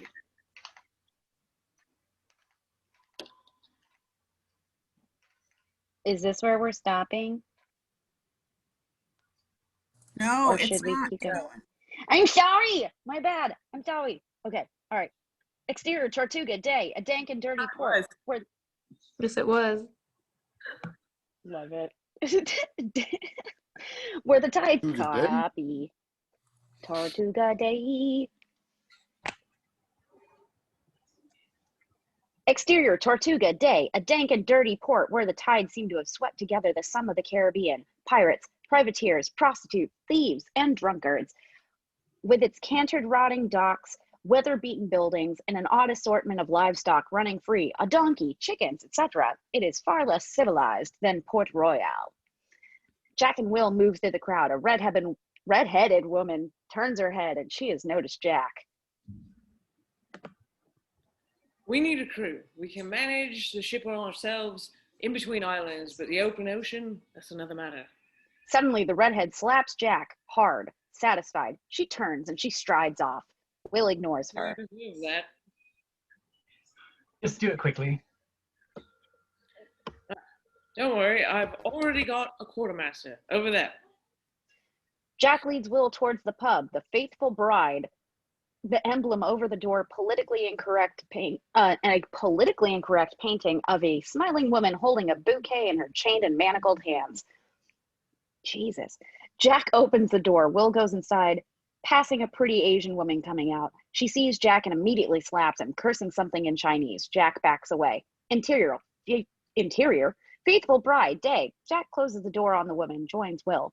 They take in the place. It is populated with a slightly higher class of scum. Jack spots a bartender, smiles, moves forward, and is suddenly decked by a waitress.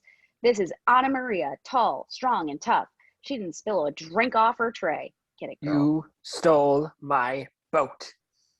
Anna Maria, have you seen Gibbs? I need to put together... She slaps him again. Will shakes his head, heads for the bar. Jack gets up. I borrowed your boat without permission. Apologies. Anna Maria charges. Jack backs away, puts a table between them. She chases him around the table, still carrying the tray. My dory, the Jolly Mon. Where is it? It's safe at Port Royal with Royal Navy. That boat is my livelihood. You'll get it back, or a better one. I will. Away from them, a patron calls for his food. Anna Maria scowls at Jack, moves away, comes back for one more slap. Jack, over here. At the bar, Will has spoken to the bartender. Jack arrives, rubbing his chin. He knows Gibbs. The bartender nods yes, and then nods out back. Then produces a water bucket from behind the bar. Jack and Will exchange a look, and Jack takes the bucket. Exterior, faithful bride, rear, day. A drunken man lays in the mud having a friendly conversation with two pigs, just like the ride. He wears an old tattered navy jacket. A sudden spray of water splashes across his face, revealing this is Joshua Mead Gibbs, the man who told pirate stories to Elizabeth when she was a child. He sputters and roars. Ah, curse you for breathing, you slack-jawed idiot! Mother's love, Jack! You know better than to wake a man when he's sleeping. It's bad luck. Well, fortunately, I know how to counter it. The man who did the waking buys the man who was sleeping a drink, and the man who was sleeping drinks it while listening to a proposition from the man who did the waking. Aye, that'll about do it. Jack helps Gibbs to his feet, and then Gibbs is hit with a second wave of water. Will stands there with the bucket. Blast it, boy! I'm already awake. I know. That was for the smell.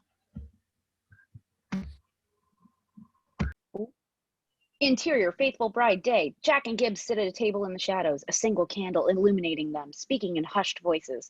Will is away from them, at the door, hand on sword, keeping a lookout. A tankard is set down. Gibbs lifts it to take a swig. Just the one. Gibbs pauses. He takes a dainty sip. Ah, make it last then. Now, what's the nature of this venture of yours?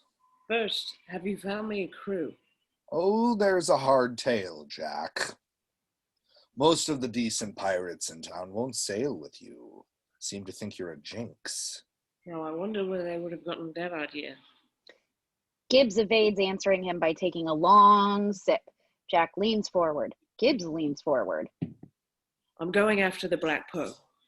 Gibbs straightens up like he's been hit. He stares. He reaches for the drink as if to down it, but then sets it back down. He leans forward again. Jack has not moved. Say again. I'm going after the Pearl. I know where she's going to be, and I'm going to take it. Jack, it's a fool's errand. You've heard the tales they tell about the Pearl. Aye, and that's where I know it's going to be. And that's why I know what Barbossa is up to. All I need's a crew. A fool's errand. Not a fool if he has something that Barbossa wants, something he needs. And you've got that, have you? Angle on Jack as he smiles enigmatically and shifts his eyes. Behind him, Will, still on guard, glares a sailor away from the table. Back there, guarding the door, is the son of old Bootstrap Bill Turner. Gibbs's eyes widen over the edge of the tankard, peers at Will, then smiles with more missing teeth than good ones. Well, looky there. I'll allow you may be onto something, Jack. Yes, there's bound to be sailors on this rock crazy as you, and I'll find some men. Gibbs downs the drink, slams the tankard on the table. Will reacts to the sound, draws both sword and dagger, kicks over a table for cover, and whirls on anyone who moves. Kid's a bit of a stick, isn't he? That he is. Exterior, Tortuga dock, later during the day. On the docks, a disheveled, motley, and weather-beaten group of about a dozen swabs stand in a ragged lineup. Feast your eyes, Captain. All of 'em good seafaring men, faithful hands before the mast, everyone worth their salt, and crazy to boot. Jack holds up a hand. Enough. He moves down the line, Gibbs at his side, and then he notices Anna Maria in line, dressed like a man. He raises an eyebrow. You owe me a boat. Jack nods. Continues. One sailor is quite fat, another thin and sickly. Jack is not happy with his choices. He stops in front of Cotton, a short sailor with a large, colorful parrot on his shoulder. Jack raises an eyebrow. Cotton here is mute, sir. Poor devil had his tongue cut out. Cotton opens his mouth to show this, and Jack grimaces. So he went and trained the parrot to do his talking for him. Nobody knows how. Nobody knows the parrot's name either. So we just call him Cotton's parrot. Jack decides to test this. Mr. Cotton, Mr. Cotton's parrot, do you have the courage and fortitude to follow orders and stay true in the face of danger and even most certain death? Cotton lifts the parrot off of his shoulder, raises it. Wind in your sails, wind in your sails. Mostly that seems to mean yes. Of course it does. Cotton nods vigorously, lowers the parrot, and it goes silent. Jack shakes his head, steps back. Well, that goes for the rest of you as well. Danger and near certain death. For we are to sail for the dreaded Ile de Muerta to rescue the daughter of Governor Swan. An equal share of the reward will be... Jack hears movement, looks back. Several potential crew members back away in fright. First one, then another. Turn and run, followed by more. Soon, just a half a dozen are left, including Cotton with his parrot and Anna Maria. Shut up before you lose them all. These are the only ones worth having. We're going to need them. Exterior HMS Interceptor, day, a flash of lightning and the crack of thunder. The canvas of every sail is stretched taut. The ship rocks as it drops into the valley of a huge swell, climbs up the other side. On board, the new crew members scurry about with their tasks, pulling lines, trimming sails. Excellent sailors. It takes everything they have to keep the ship afloat. Anna Maria is at the helm. Gibbs staggers along the deck. That fool will have us lose the canvas and the masts besides. On Jack, a roaring wind blowing back his hair, eyes intent on their course. Gibbs climbs the tilted deck towards him. We best drop canvas, sir. She can hold a bit longer. The wind picks up howling. Jack smiles. What's in your head to put you in such a fine mood? We're catching up. Jack turns back to the sea, enjoying himself. Gibbs stares at him like he's a crazy man. Interior, Black Pearl, captain's cabin, day. The sound of rain pounds down on the deck above, then suddenly stops. Elizabeth moves to the stern windows, looks out at the rolling sea below. No escape there. She hears the sound of a voice calling, gazes up wondering. Exterior, Black Pearl, crow's nest, day. High on the main mast, Twig cups his hands to his face, calls down. Isla de Muerta! Isla de Muerta! Off the port bow! On deck, Barbosa moves to the rail. The storm clouds are breaking up. On the horizon is a dark, ominous shape. Isla de Muerta! I just really wanted to say it like that. Sorry, guys. Mostly sheer, unfriendly cliffs that shoot straight into the water. It is surrounded by a slate gray sea. Barbosa grabs the rail with both hands, his expression a mixture of loathing and fear. Jacoby approaches, hesitant. Orders, Captain. Bring her in. Not too close. I won't brave the reef. Not until high tide. We lay anchor before dark. Jacoby nods, backs away. Barbosa continues to stare. That is, if it first doesn't sink back down to hell from where it came. Exterior, Caribbean Sea, day. The Interceptor on open waters, glorious. Her white sails set, wing to wing. Exterior, HMS Interceptor, day. Close on, Jack's compass. Cradle in both hands. Jack leans over and studies it, almost like he's praying. On the compass, the face shows an old-fashioned rose petal-style direction markers below a quivering indicator that settles on southeast. Bear 3 points starboard. Anna Maria turns the wheel, adjusting course. The ship leans into the new direction. Jack looks down on the compass where the indicator spins, reverses, and settles on northeast. 6 points port. Anna Maria frowns, but follows the order, turns the wheel back, and the ship responds. Will works on deck, coiling a rope, but he watches Jack and Anna Maria, clearly not happy. Gibbs hobbles up. Left-handed ropes are coiled against the sun, or it's bad luck. Anti-clockwise. Gibbs takes over the task. The ship's course again. Will has had enough. How do we expect to find an island no one can find? With a compass that doesn't work. Now, lad, just because it don't point north don't mean it don't work. That compass gives bearing to the Isla de Muerta, wherever it may lay. Really? So what's the story on the pistol? Gibbs settles in, happy to have a willing listener. I tell ye, now Jack Sparrow has an honest streak in him, and that's where the whole problem starts. This was when he was captain of the Black Pearl, of course. What? He never told me that. He learned then, plays things more close to the vest. See, Jack was a cartographer back in Old England. Somehow he came by the money to commission the Pearl, hired himself a crew, promised each man equal share. So they're 46 days out, and the first mate says everything's an equal share. That should mean the location of the island, too. So Jack gave up the bearings. That night, there was a mutiny. Gibbs' voice is a whisper, so now Will has to lean closer. Jack gave himself up for the sake of his loyal crew. He was marooned on an island and left there to die.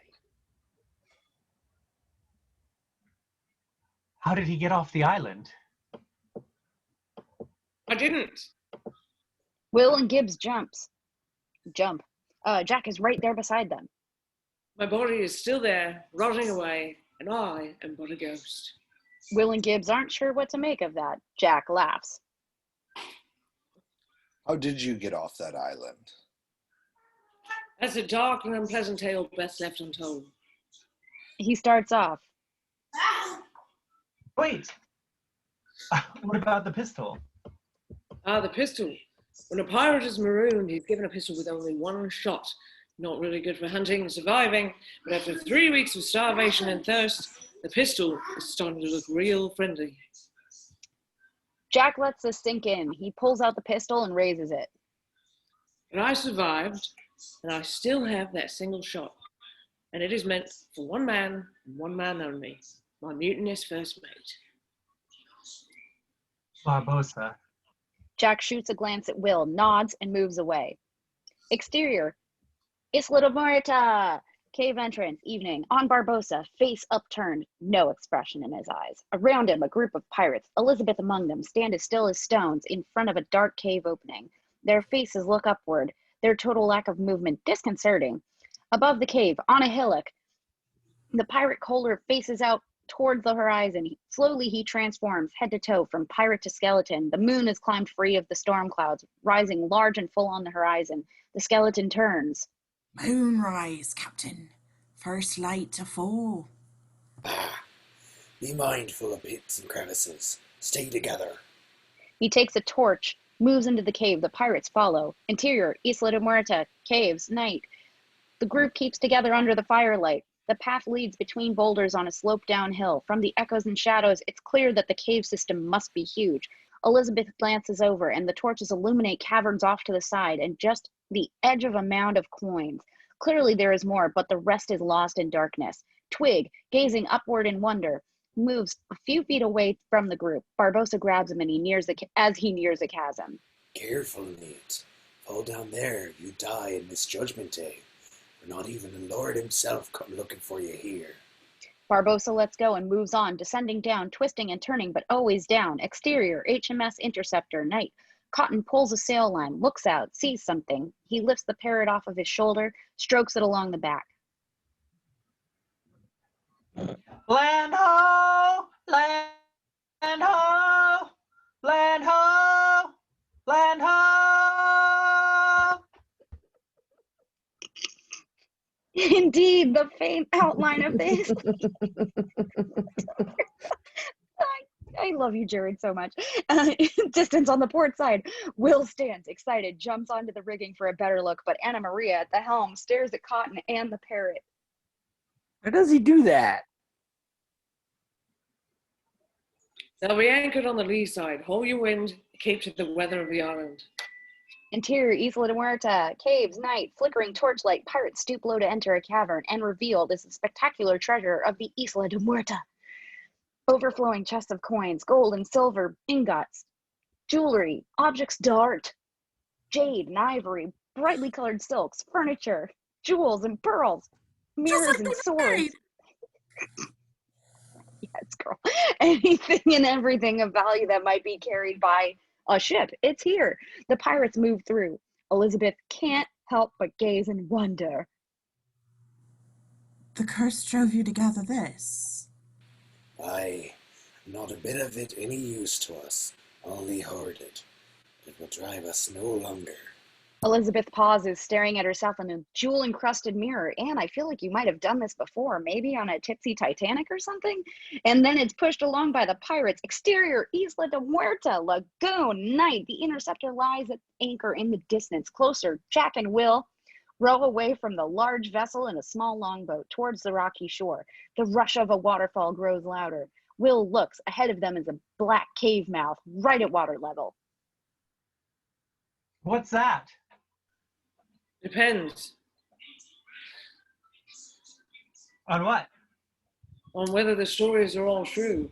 If they are, it's a waterfall that spills over at high tide with a short drop into an underground lagoon. And if not, By now, the moving water tugs on the longboat and they are Just sucked like in. the ride. Just like the ride. Just like like the the ride. ride. that in the movie. Well, too late.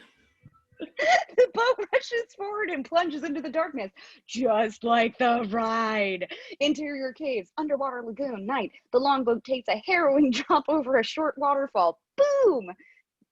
That's the worst dip in the entire ride, let's be honest. But then lands. No tails. It's so true.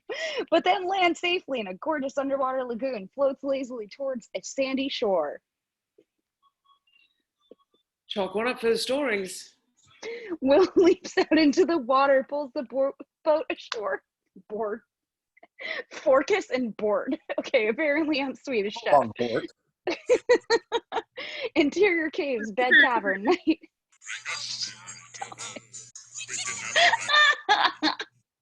Okay. Oh my god. The pirate group reaches a small chamber and mostly jewels and pearls piled around a large bed. Interior caves, main cavern, night, and then emerge into the largest cavern of all, also crammed with treasure, including a Hanakia, by the way. Fun story. That was my other favorite thing I like to look at when I was on that ride. What? Yeah, there's a freaking Hanakia in there. Walt Disney didn't know about that. Yeah, you sure didn't. Anyway, treasure everywhere, except for one spot in the center. A hole in the ceiling lets in a column of moonlight, which illuminates a stone chest, lid pushed back, decorated with carved Aztec glyphs, filled with gold coins identical to Will's medallion. A sharp stone knife lies on top. In front of it, buried in the sand, is a skeleton. I can't even look at the chat right now because I'm going to try and not laugh anymore. And this one doesn't look like it's going to move ever again, judging by the sword in its back. A crab scurries away from it as the group approaches. Here we stand before the cursed treasure of Cortez himself. Won by blood, it demands blood in return. All eyes turn onto Elizabeth. Pintel takes the stone knife from the chest, approaches her. Elizabeth shrinks back, but is held by two other pirates. Pintel grins, grabs her by the wrist. She turns her head away, shuts her eyes. Pintel raises the knife, and then very carefully, daintily, she uses the sharp tip of the knife to just prick Elizabeth's finger. One tiny red drop of blood appears and drips down onto the battalion. Elizabeth opens up her eyes, surprised. What did you expect? We're all gentlemen here, right and proper? The pirates laugh. Barbossa takes the medallion, grins at Elizabeth. Oh, the first thing I'm going to do after the curse is lifted. Eat a whole bushel of apples. Barbossa approaches the chest, shining in the beam of moonlight.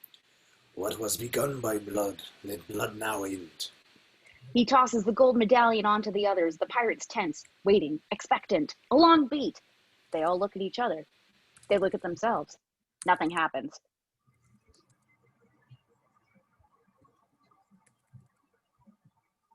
Did it work?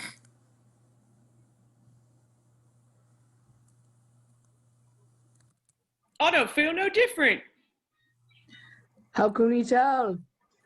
Ah, Oop. Barbossa frowns, draws his pistol, and shoots the pirate next to him. Jacoby, square in the chest. Jacoby, I've changed the way I pronounce your name 5 times, but it's fine. Grabs his chest, but doesn't die. Yeah, you're not dead. No. He shot me. It didn't work. The curse is still upon us. Barbossa searches his mind for an answer, and then he turns to Elizabeth. You, maid, your father. What was his name? Was your father William Turner? Elizabeth takes time to smile before answering. No. The pirates cry out in alarm. Ah! Barbossa gathers himself, getting his rage under steely control. Where's his child? The child that sailed from England 8 years ago. The child who's the real owner of that medallion. The child in whose veins flows the blood of William Turner. Where? Barbosa slaps her hard across the face, rude, sending her sprawling. You brought us the wrong person. She had the medallion. She's the right age. She said her name was Turner. You brought us here for nothing. Barbosa whirls on him. If you have sailed with Morgan for 10 years like I have, you know not to question me. Elizabeth sits up, watching the pirates argue for a moment unnoticed. Suddenly, a scabbard comes down right above her. Startled, Elizabeth looks up. Will's at the top of a mound of coins, reaching down with his scabbard for her to grab onto. Elizabeth quickly leans forward, takes the bloodied medallion from the pile, reaches back, grabs the scabbard. Will pulls her up. If any coward here dare challenge me, let him speak. Any more talk, I'll chain you to a cannon and send you to the watery depths. A sound catches his attention. Coins falling. He looks up, sees Will and Elizabeth at the top of the treasure stack. Atop the stack, Will grabs a large shield, flings them forward. The two ride down the mountain of coins on the far side, slide through a small opening. Interior, Isla de Merta, night, small cavern. Forgot about that part. Behind them, loose coins from the slide come down in an avalanche, sealing their entrance. Elizabeth jumps up, silver platter in hand, ready to swing. Jack catches her before she can do any damage. They recognize each other. I feel like Scrooge McDuck. And it's you. Me? You're in league with Barbosa. No, I'm rescuing you. You? Elizabeth can't comprehend that one. Look at that. Miss Swan, we're here to rescue you. Oh, It's going badly. This way. they race off toward a bit of moonlight. Interior, Isla de Muerta, night. The three climb up a dark crevasse that leads out onto the island. Will takes Elizabeth's hand and helps her. Glad we got here in time. Truthfully, you're a bit late. The trick wasn't getting here, it's getting away. As if on cue, they hear the yells of pirates coming closer. They take off. Exterior, Isla de Muerta, clearing, night. The three race through the rocks, the sounds of pursuit close behind. Suddenly, Jack stops. Come on! No, this won't work. I'll stay behind and fight them. You go. Will and Elizabeth stare at him. No. I'll lead them away. The sounds are closer. That one. Go to the opposite end of the island and signal a ship. I'll keep them busy by telling them to turn Are off. you sure? This is not something you have to do. I'm sure. When you've led the kind of life I have, there are debts that must be paid. Maybe I can balance the scales. Will nods, hesitates, gives Jack his sword. Now Jack has two, one for each hand. Elizabeth gives him a quick kiss. Yeah. Will and Elizabeth race away, and they are gone. Jack watches them a moment, turns to face the pirates. He sticks the two swords in the ground, cross, leans casually against a rock. A group of pirates round a corner, cutlasses drawn, ready to fight, but Jack raises his hand.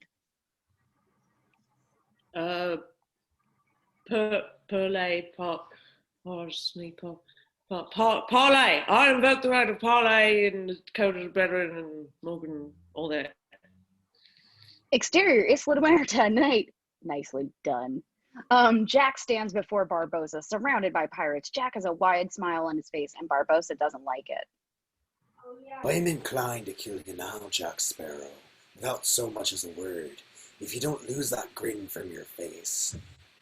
Jack's smile remains. Barbosa puts a hand on his cutlass. The girl's blood didn't work, did it? Barbosa hesitates. I know whose blood you need. Say the name or I slit your throat. No, you won't. Barbosa nods. Pintel steps forward, puts a blade to Jack's throat. Jack smiles. Jack's smile widens. Oh? Now. No, don't kill him. Surprised, Pintel lowers his cutlass. Jack's expression hasn't changed. Allow me the humor of listening to your terms. Quite simple. I have something you want more than anything, and the way to free you from the curse of the treasure, you have something I want more than anything. The pearl. That's fine. And just how do you expect this to work? You give me the pearls, I tell you who you need. That's your offer. You sailing away nice and pretty with the Black Pearl, and all I have is a name. That's right. I'm supposed to trust you. The pirates laugh. I, unlike some of us, am a man of my word. The pirates laugh louder. You see, I've got this honest in me, and in its own way, it's sort of a curse. And then there's the fact that you have no choice. I'll torture it out of you. You left me deserted on a desert island. What else can you do? Jack is still smiling. Intentionally smug now. Barbossa sees his options dwindling, begins to pace. Blast you! I'll throw you in prison. I can wait as long as you like. You're setting me up for a double cross. You with the ship, and me with nothing more than your word. Let's say I tell you the wrong person. What would you do? Track you down. He sees where Jack is headed. And if I tell you the truth, you become mortal, and you won't come near me because you know I'd kill you. Barbossa hesitates. The pirates are amazed at how the tide has turned. Barbossa has gone past considering the idea and might even do it. Jack, I don't trust you. And that's a fact. Never trust a smiling man. You can lay to that. See, that's where we're different. I trust you to do what it takes to get what you want. You're playing this as close to the edge as any man. I'll give you that. We might just have to sign articles, you and I. Jack, you're a pirate at heart, that's certain. Pinto, set sail. If this full plan is to work, we'll need the medallion, and that means catching the ship which brought him here.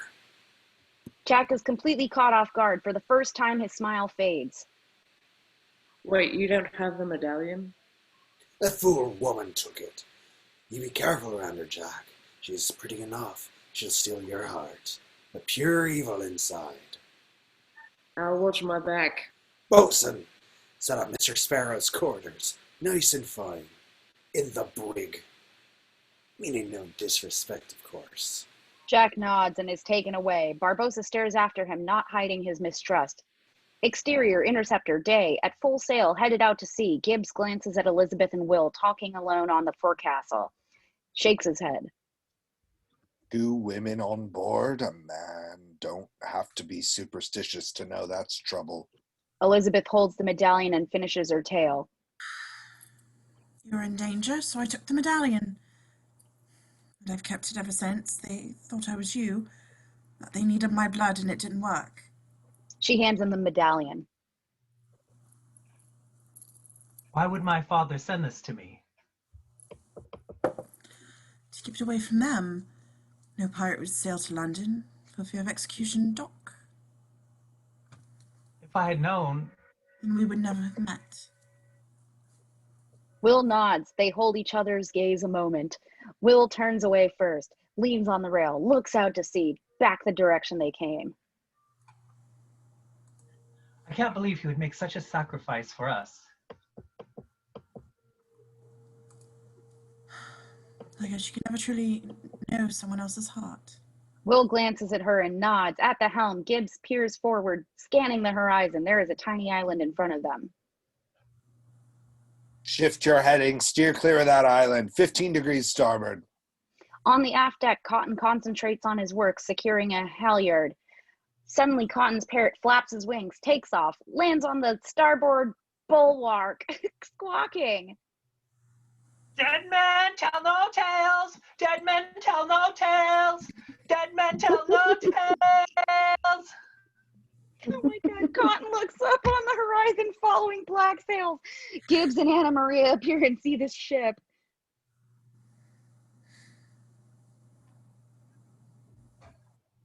We outrun them? I don't know. Not a chance. Make for the reef. Okay. Exterior Caribbean Ocean day. Miles of blue water. The interceptor tacks, leaving a long white wake. The Black Pearl matches it, gaining. Exterior Black Pearl day. Barbossa and Pintel eye the interceptor. 2 hounds chasing the fox. What's he doing? Is he going to run her aground? Exterior Interceptor, day. The Black Pearl is now close behind the Interceptor, and the Interceptor is now headed for the island. Drop the forward anchor. A sailor at the stern of the ship pulls a release, and the ship's anchor races down into the water, the metal chain jumping and twisting on deck. The chain stops, and the sailor locks it. Exterior Caribbean Sea, day. With its forward momentum and the anchor down, the Interceptor makes the turn quickly, pivoting around the anchor. Exterior Black Pearl, day. Barbossa and Pintel watch as the huge ship brings its cannons to bear right in front of them. All hands, prepare to come about. But for now, the Interceptor has the advantage and takes it. Its cannons boom and its cannons rain down. Interior Black Pearl, brig, day. Jack sees what he can out the porthole. In the cell with him is Twig, acting as guard. Stop blowing holes in my ship! Twig just stares. Exterior Interceptor, day. Elizabeth watches as the Black Pearl comes about, and then there is the low, loud rumble of 24 cannons firing at once. The Interceptor is hit. A barrage of shots follow. Most find their mark. Sailors dive for cover, leaving their cannons. Clearly, they are overmatched. Exterior Black Pearl, portside, day. Barbossa laughs. Strike your colors, you bloody cockroaches. Just like the ride. Exterior Interceptor, day. Another round of fire. Barbossa shows no mercy. Looks like they mean to send us under. There. She's raised the Jolly Roger upside down. Anna Maria, Gibbs, Cotton, even Elizabeth all know what this means. Will doesn't. He looks to Gibbs for an explanation. It's a signal. If you resist, it won't just be death. There'll be torture as well. We're not going to just surrender. That we are. The Black Pearl fires again, a double ball shot with a chain connecting the two. It hits the mainmast dead on. A cracking, splinting sound as it breaks, falls to the deck. Barbossa moves his ship alongside, preparing to board. We can at least fight. We might be able to kill a few. It'll Pirates. go worse for us. For Elizabeth. Especially if we fight. Will stares and nods, but his expression is still defiant. The deck slants. The ship is sinking. Pirates swarm across on ropes and take control of the Interceptor. Exterior Black Pearl, main deck, day. The top masts of the HMS Interceptor sink into the smooth crystal waters of the Caribbean as Will and Elizabeth, held by pirates, are brought before Barbossa and see that Jack stands beside him, manacled. Gibbs, Anna Maria, and Cotton, and the other hand, crew members, sure. Come on, cast members. Huddle together. This actually isn't Disneyland. It's closed. Barbossa's wrath falls on Elizabeth. Welcome back, miss. Last time on board, you played me right clever. Make pretending and all. I hope you say this time it's more pleasant. Boys, show her some hospitality. He shoves her into a group of pirates. They yell their approval. She is pushed from one to the other.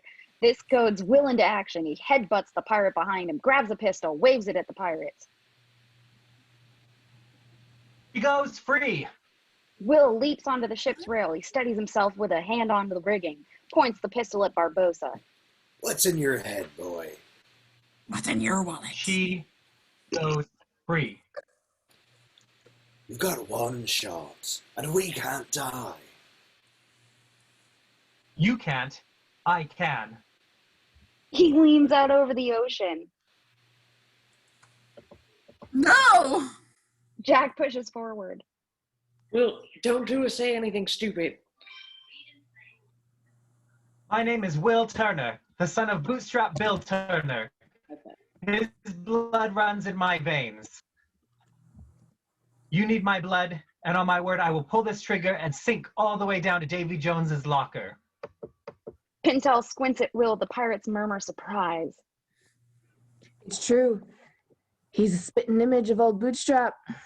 Even talks the same. Jack drops his head. Barbossa grins at him. Looks like your bats having nothing to offer.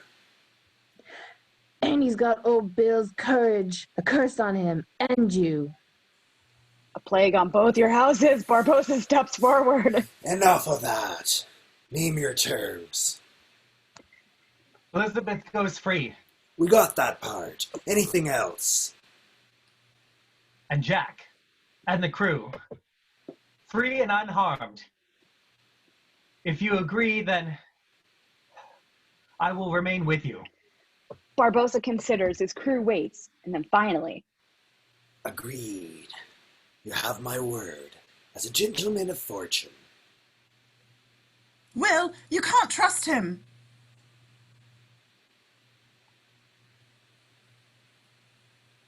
You must swear by the Holy Bible. Huh? You have my word, then. On the good book I do swear, and the Lord spare my worthless soul. Barbosa crosses himself, as do many of his men. Will lowers his gun, steps down. The pirates surround him. They snatch away the pistol. Boatswain, take your captives below decks, chain them in the galley, and teach them how to row. Gibbs, Anna Maria, Cotton, and the rest are led away under guard. Barbosa looks out to sea towards the islet. Ah, look there. That's the very same island we made Jack governor of on our last trip. When you sail the open sea as long as I, you learn to trust the signs fate sends your way. Men to that. Jack, Elizabeth, I'm a man of my word, and you're to be set free right and quick. Men, break out the plank. A cheer goes up from the pirates. Will realizes what Barbosa intends to do and struggles with his captors. No! You Quiet. gave your word. Quiet, boy, or you'll lose your tongue. Those as know me know I wouldn't cross my word and bring down bad luck on the ship. I agreed to set them free, didn't win nor where. Exterior, Caribbean Sea. The Black Pearl lies at anchor, closer now to the islet. Exterior, Black Pearl, main deck day. Jack, wrist still bound, stands in the classic walking the plank pose. Elizabeth is next in line. Pirates crowd the ship's rail to watch. No, it's pure evil to make a captain walk the plank of his own ship twice in one lifetime. No good can come of it. Now, Jack, that reef is less than a league distant. It's a square to you all round, and you can't hope for better. Someone needs to cut these bonds then. Barbosa smiles, shows a pistol, points it right at Jack. You'd best take a swim, Jack. Last time you did this, you left me a pistol with one shot. The pirates mutter agreement. That's proper, sir, according to the code. By the powers, you're right. Where's Jack's pistol? Who's got it? Bring it forward. You know, seeing as how there's two of us, a gentleman will give us a pair of pistols this time. A pirate hands Jack's pistol to Barbosa. Tell you what, I'll give you one pistol and let you be the gentleman and shoot the lady and starve to death yourself. That is, presuming you're not both drowned. The pirates laugh. Barbosa tosses Jack the pistol, but over his head and down into the water with a splash. So, how did you get off that island anyway? You can go to your grave not knowing. That's fair. Jack glares at Barbosa, then he's prodded with a cutlass, takes a step out, reaches the end of the plank, steps off. Jack plunges down into the water, appears on the surface, floundering, struggles to stay afloat.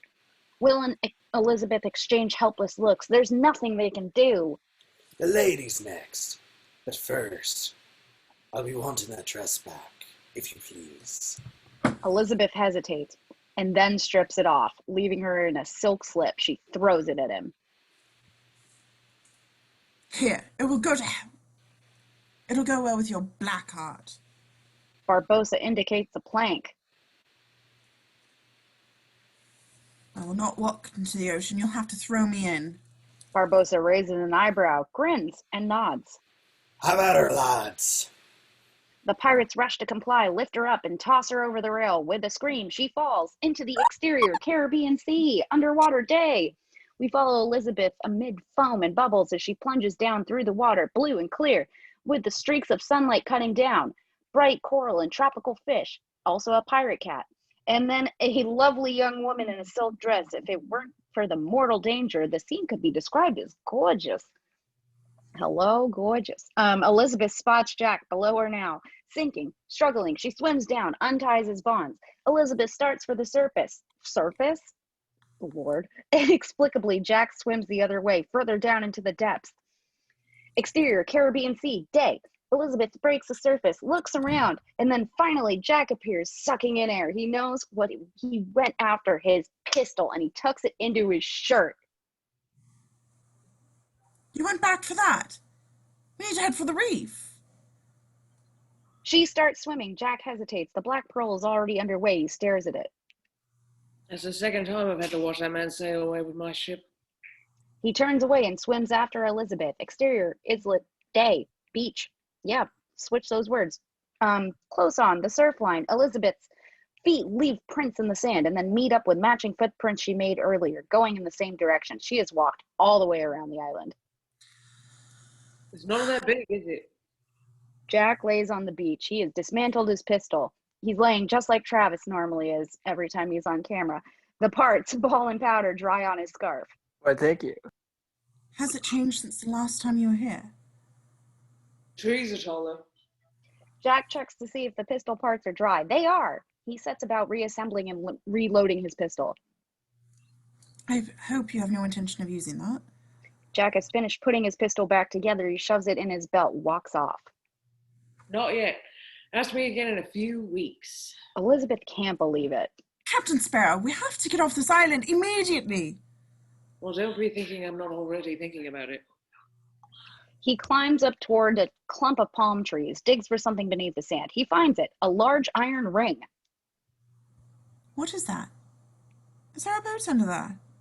Jack heaves the trap door up and over, revealing a pit. Inside are barrels and bottles of rum, all covered with dust and cobwebs, long abandoned. Jack's face falls. What? What's wrong? How will this help us get off the island? It won't. So we won't. He jumps down into the pit, cracks open a bottle of rum, and takes a swig. But you did it before. Last time. Last time, I was on this island for a grand total of 3 days, all right? Last time, the rum runners used this island as a cache, and I bartered passage off. But from the looks of this, they've long been out of business, and that won't be happening again. We probably have your friend Norrington to thank for that. So that's it. That's the secret of your grand adventure of the infamous Jack Sparrow. You spent 3 days on a beach drinking rum.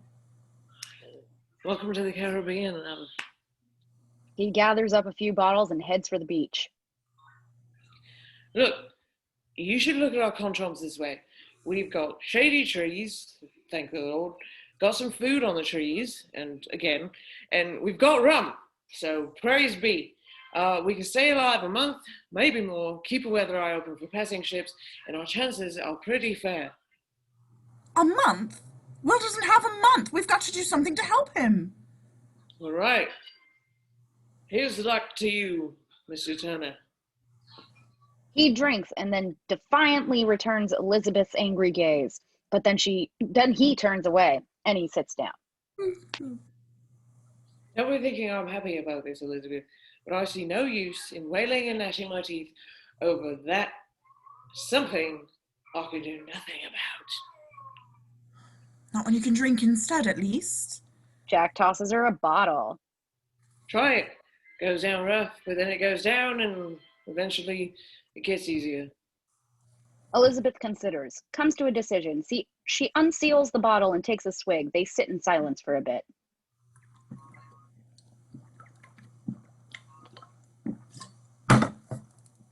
And you will call me Miss Swan.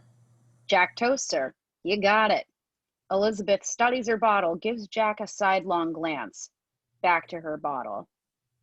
Drink up me hearty Joe-ho. Just like the ride. Just like the ride. Just like the ride. For the children. What was that? Something funny, Miss Swan. Please, share it with the rest of us. Nothing. It's it's nothing. Just I'm reminded of a song I learned as a child. A song about pirates. I know many songs about pirates, but none that I'd ever teach a child. Let's hear it. No, it's silly. Back in England, we didn't know a thing about pirates, really. They seemed romantic and daring. Jack likes the way that sounds. That was before I met one, of course. Well, now I must hear it. An authentic pirate song. Have at it. Well, perhaps with a bit more drink I might. More to drink. He gathers 2 more bottles, tosses one to her. She drops her half-finished bottle to catch it, opens it, takes a sip. Well? Elizabeth clears her throat, begins to sing self-consciously, becoming stronger as she goes on. Get it, girl. We pillage, we plunder, we rifle, we loot. Drink up, me hearties, yo-ho. She gestures for him to drink. He does. We kidnap and ravage, and we don't give a hoot. Drink up, me hearties, yo-ho. Exterior Islet Beach, later in the night. It's the middle of the night. A fire blazes. Jack and Elizabeth are roaring drunk. Just like Charlie, arm in arm. A pirate's life for me. Yo ho, yo ho. A pirate's life for me. I love this song. Oh, yo ho, a pirate's life for me. With beggars and brothers, they do okay. Drink up, me hearties, yo ho. All the will of my mummies and dads. Drink up, me hearties, yo ho. Really bad eggs. They hoist their bottles, but only Jack drinks. He drains the bottle, then tosses it away. When I get the Black Pearl back, I'm going to teach it to the whole crew, and we're going to sing it all the time. You'll be positively the most fearsome pirate to set sail on Spanish Main. Elizabeth salutes the idea with her bottle. Jack doesn't have a bottle to salute back. She hands him hers. He drinks, then settles shakily to the ground. Elizabeth sits beside him. Not just the Spanish Main, though. The entire ocean, the entire world. Wherever we want to go, we go. Because that's what a ship is, you know. It's not just a key in a hole and a deck and sails. But what a ship is, what a ship really is, it's freedom. Elizabeth lays her head on his shoulder. Jack, it must be so terrible for you to be trapped here on this island all over again. Yes, well, the company is infinitely better than last time, I must say. The scenery is definitely improved. Mr. Sparrow, I'm not sure I've had enough rum to allow that kind of talk. I know exactly what you mean, love. We got some bottles. Yep, that's my bad. Okay, Elizabeth shrugs with a slight but promising smile. She picks up an empty bottle from the ground and holds it up. To freedom. To the Black Pearl. They tap the bottles together. Elizabeth feigns a drink as he chugs. He taps his bottle against hers again. She laughs, feigns another drink. Exterior Islet Beach, morning, close on, Jack's face, dead asleep, lying in the sunlight. His nose twitches. A bit of smoke drifts by. His nose twitches again, his eyes open. Jack groans and sits up. He rubs his head, looks over. All the foliage in the middle of the island is on fire.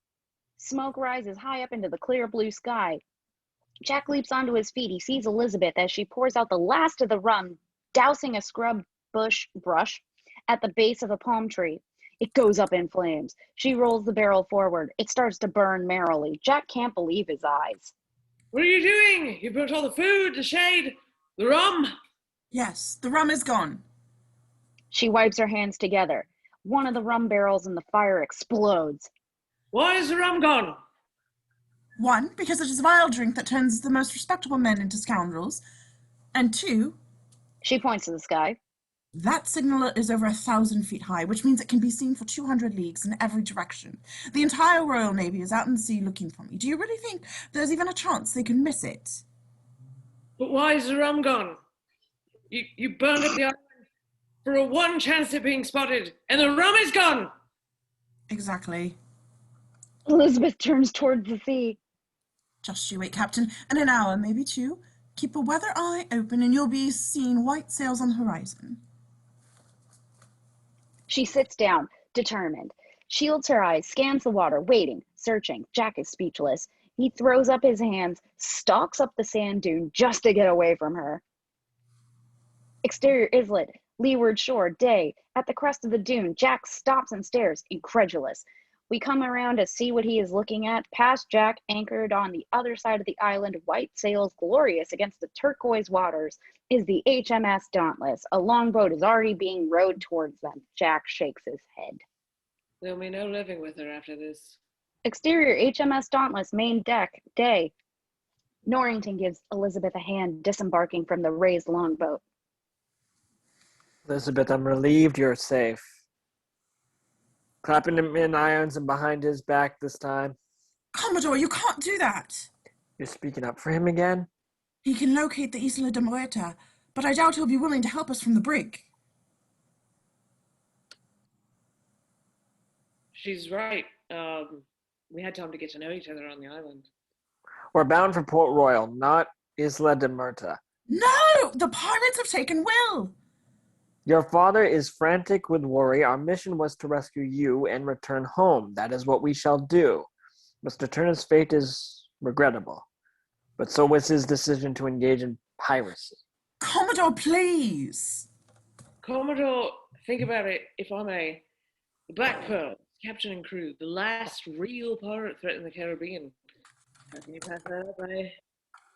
By remembering that I serve others, not only myself. Commodore, I beg you, please do this. For me. As a wedding gift. I am to understand that you will accept my marriage proposal on the condition that I rescue Mr. Turner. Not as a condition. A request. Norrington considers. To Gillette. Free Mr. Sparrow and prepare to come about. He'll give you our heading. Gillette unlocks Jack's manacles. Jack raises an eyebrow. A wedding! I love weddings! Drinks all around. Congratulations. Love you for that. Crewmen lead Jack toward the bridge. Sailors go about their task, and the ship begins its slow turn. Elizabeth, I hereby withdraw my proposal. What? I know where your heart truly lies. Ooh. Ooh, Elizabeth looks at Norrington, seeing him in a new light. And I now know where yours does as well. I don't understand where it is, but whatever. They gaze at each other a moment, and Norrington looks away. You may seclude yourself in my cabin. I'm afraid we do not have any ladies' clothing aboard. Then I can wear men's clothing. That would hardly be proper. Well, I'm not going to stay hidden in some cabin. I suppose it's going to be heaving bosoms and bare for the remainder of the voyage. Yeah. Norrington is exasperated, and so am I, but then he can't help but grin. This is exactly why he loves her. She grins back at him, and she's not going to change. Murtaugh, take our guest below and find her some trousers and a shirt. Elizabeth smiles, allows herself to be escorted away. Norrington watches her go. He loves to watch her walk away. And then he turns his gaze to the sea. Interior, the Black Pearl, break, day.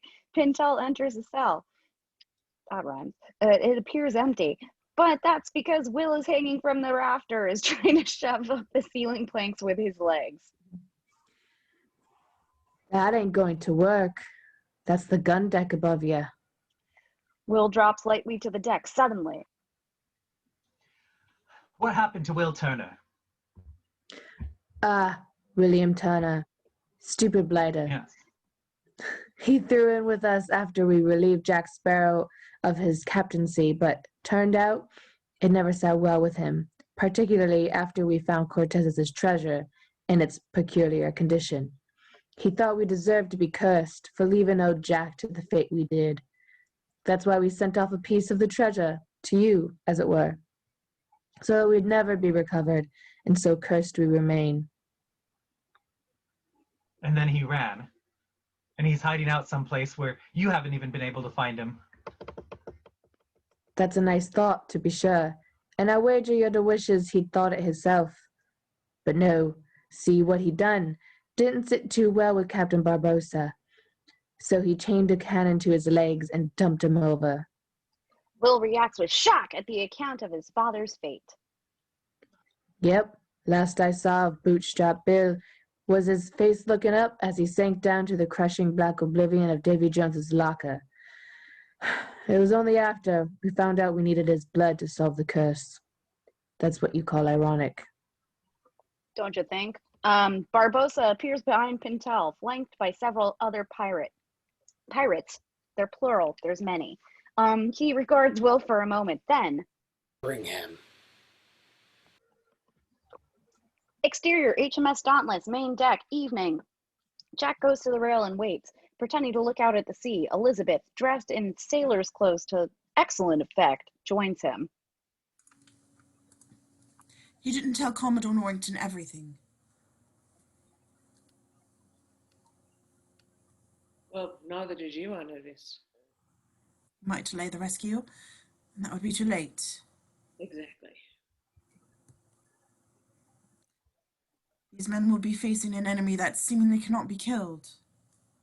I have a plan. If it succeeds, any battle will be decidedly brief and one-sided. What's your plan? Sorry. Hang on. It's adorable.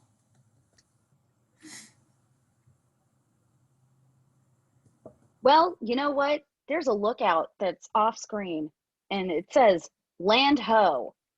Ow. Claws. Yep. Are we pausing? No? No? Okay, keep going. All right, great. Isla de Muerta is laying dark and menacing on the horizon. Elizabeth, below decks. I will not compromise your safety. She starts to speak, and then he turns away. Lieutenant, escort Elizabeth to my quarters and make sure she stays there. Norrington gazes through his spyglass at the island. Jack watches with some amusement as Elizabeth is escorted away. I don't like the situation, Mr. Sparrow. The island is riddled with caves. I will not put my men at a disadvantage.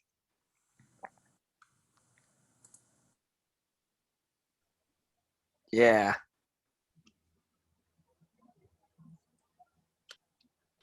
Funny. I was thinking along the same lines. How about you let me go in alone? And while you're setting up an ambush, I'll trick the pirates into coming out to you. Savvy? You would do that. They left me stranded twice. What have you got to lose? Nothing. I wouldn't be pleased to be rid off. I knew you'd listen to reason. Exterior, Isla Muerta, cave entrance, evening. Torches are lit. Barbosa leads Will, guarded by Pintel? Jesus. And a band of pirates into the caves. Interior, HMS Dauntless, main deck, night. A longboat is prepared to be lowered over the side. Jack wraps his pistol securely into an oilskin pouch. That chart I drew you will get you past the reefs, if your steersman is good enough, that is. I'll be at the wheel myself. I'll slip in, talk them into coming out, and then you will be free to blow holy high heaven on the whole lot of them. The crewmen release the lines and the boat drops. Interior, Isla de Muerta, caves, night. The pirate group moves further into the caves. Deeper, whatever, both. Joke. Will moves along unwillingly. No reason to fret. It's just a prick of the finger and a few drops of blood. Turner blood doesn't flow pure in his veins. Let's play it safe and spill it all. I guess there is a reason to fret. Exterior, Isla de Muerta, night. The Dauntless, what? Drifts into the lagoon. Norrington and his men prepare to go ashore. Interior, Isla de Muerta, caves, night. Lit by torchlight. Will notices a crack runs between the floor and the wall of the cave, widening into a ravine.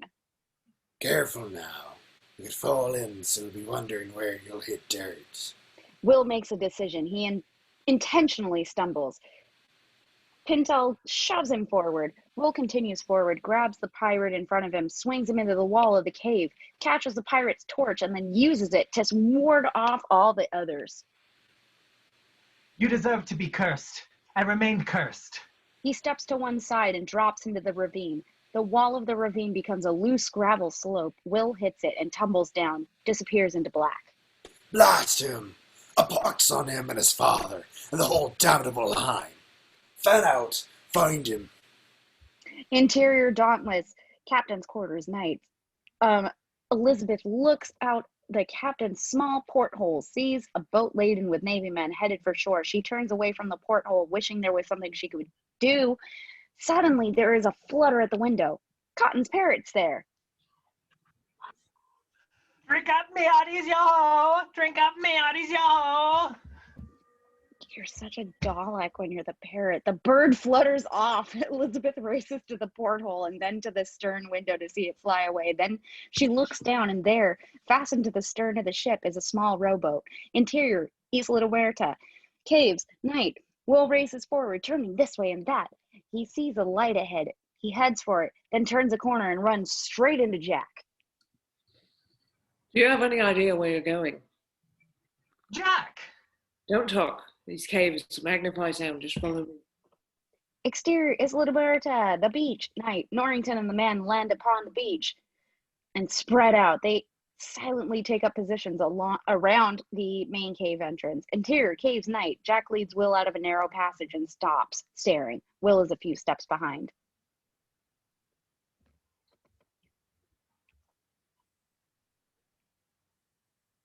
Are you certain this is the right way? It's the right way. Will joins him and sees what Jack is staring at. Treasure piled on treasure, sparkling, glowing, seemingly endless, just like the ride. And at the center of the moonlit clearing, and the stone Aztec chest is just sitting right up there. Thank you, Jack Sparrow. They jump. Barbossa is standing right behind him, flanked by his men. The trio whirl to run. The more pirates emerge from hiding. Oh my gosh, nearly the entire crew of the Black Pearl is there. The pirates grab Will and Jack. Will struggles, but Jack does not fight at all. You couldn't have led him back more directly if you knew exactly where you were going. He laughs and moves towards the stone chest. The pirates follow, dragging Will and Jack with them.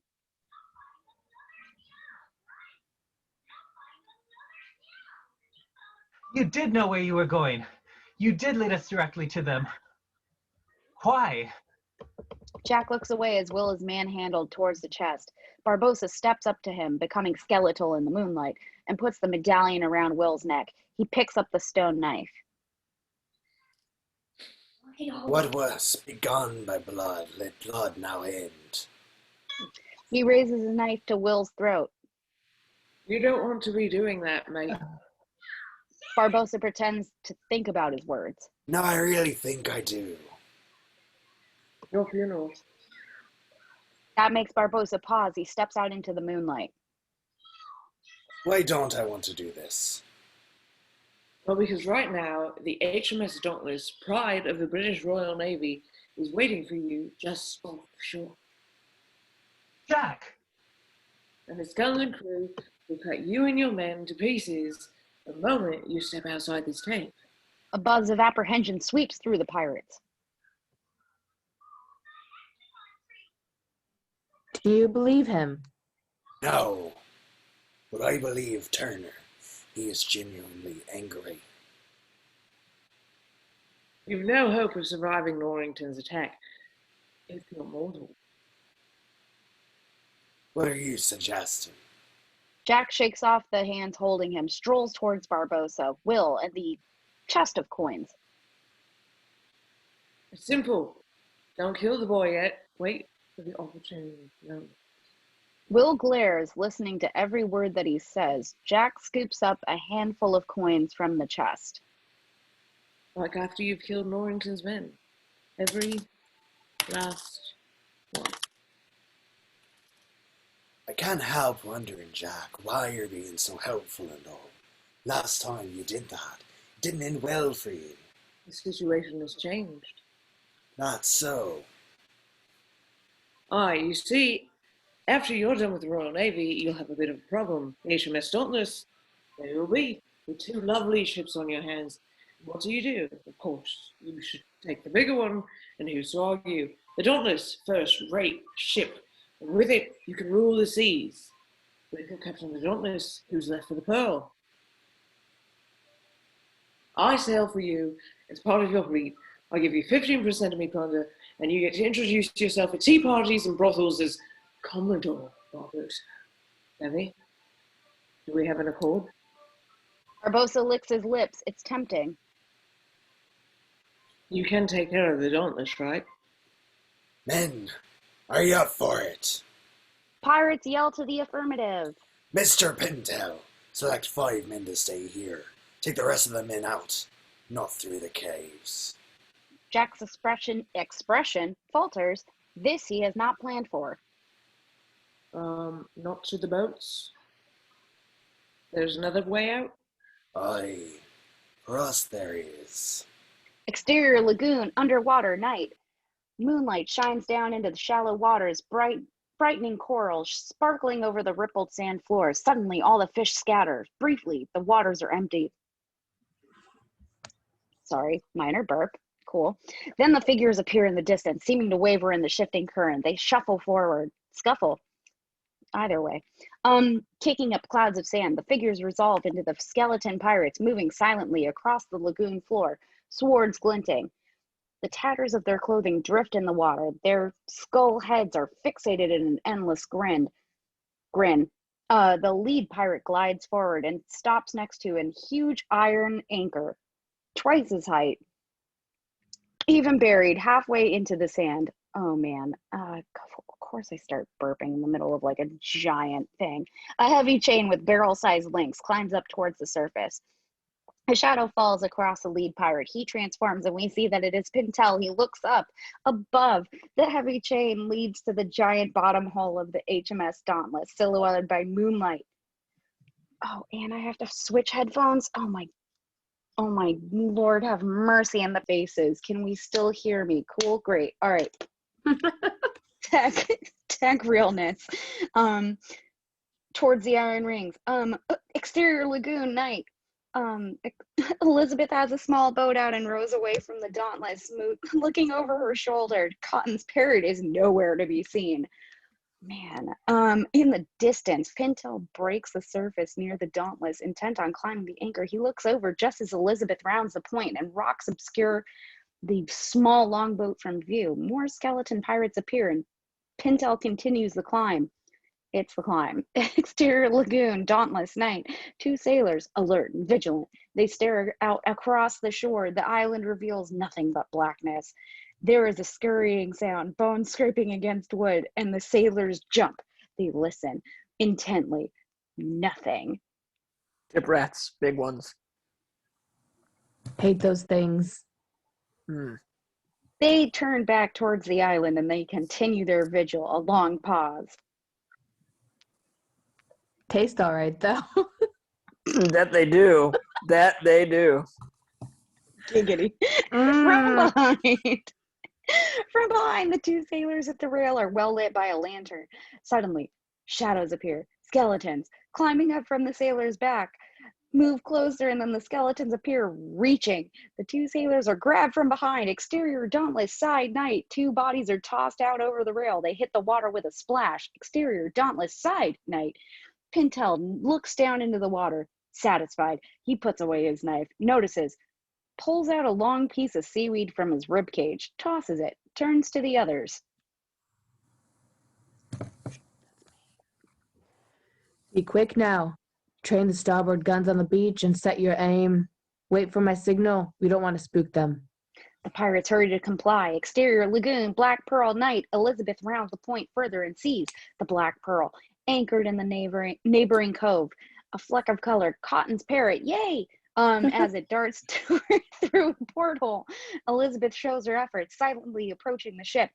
Exterior, Black Pearl, main deck, night. 4 pirates who really ought to be keeping watch. Instead of gathered wine bottles and rum casks into a pile, along apples, biscuits, all the food on the ship.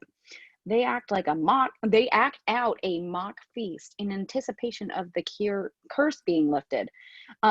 The cures, well, lol, vaccination joke there. The skinny skeleton offers 2 bottles to a big bone skeleton.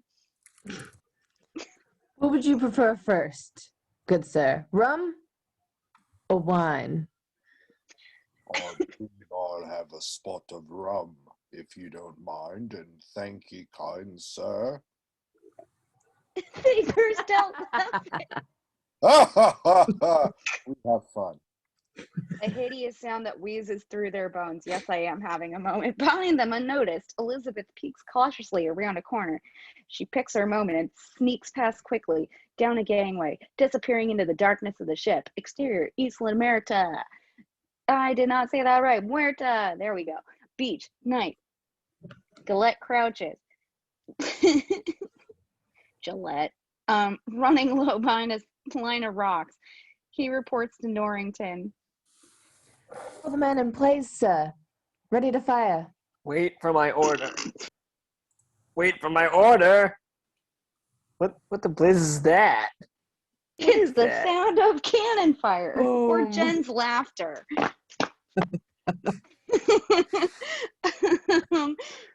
Oh God. Coming from the Dauntless, cannonballs hit the shore. Men cry out in anguish. Men take over. Cover. Sailors scramble to find refuge. Interior is Isla de Muerta, main cavern, night. Will, guarded by pirates, glares at Jack.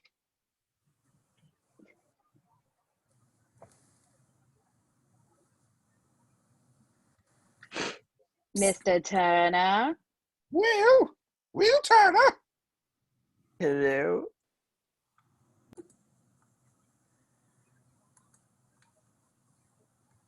Action. Mr. Turner. Unmute yourself first, Will.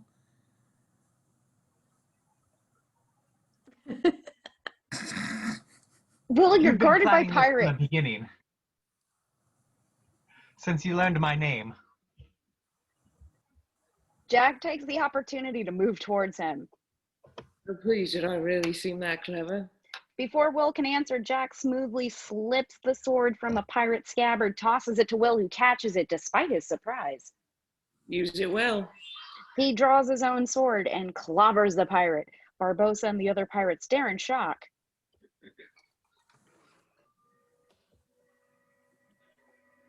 Confound it, Jack. I was actually beginning to like you.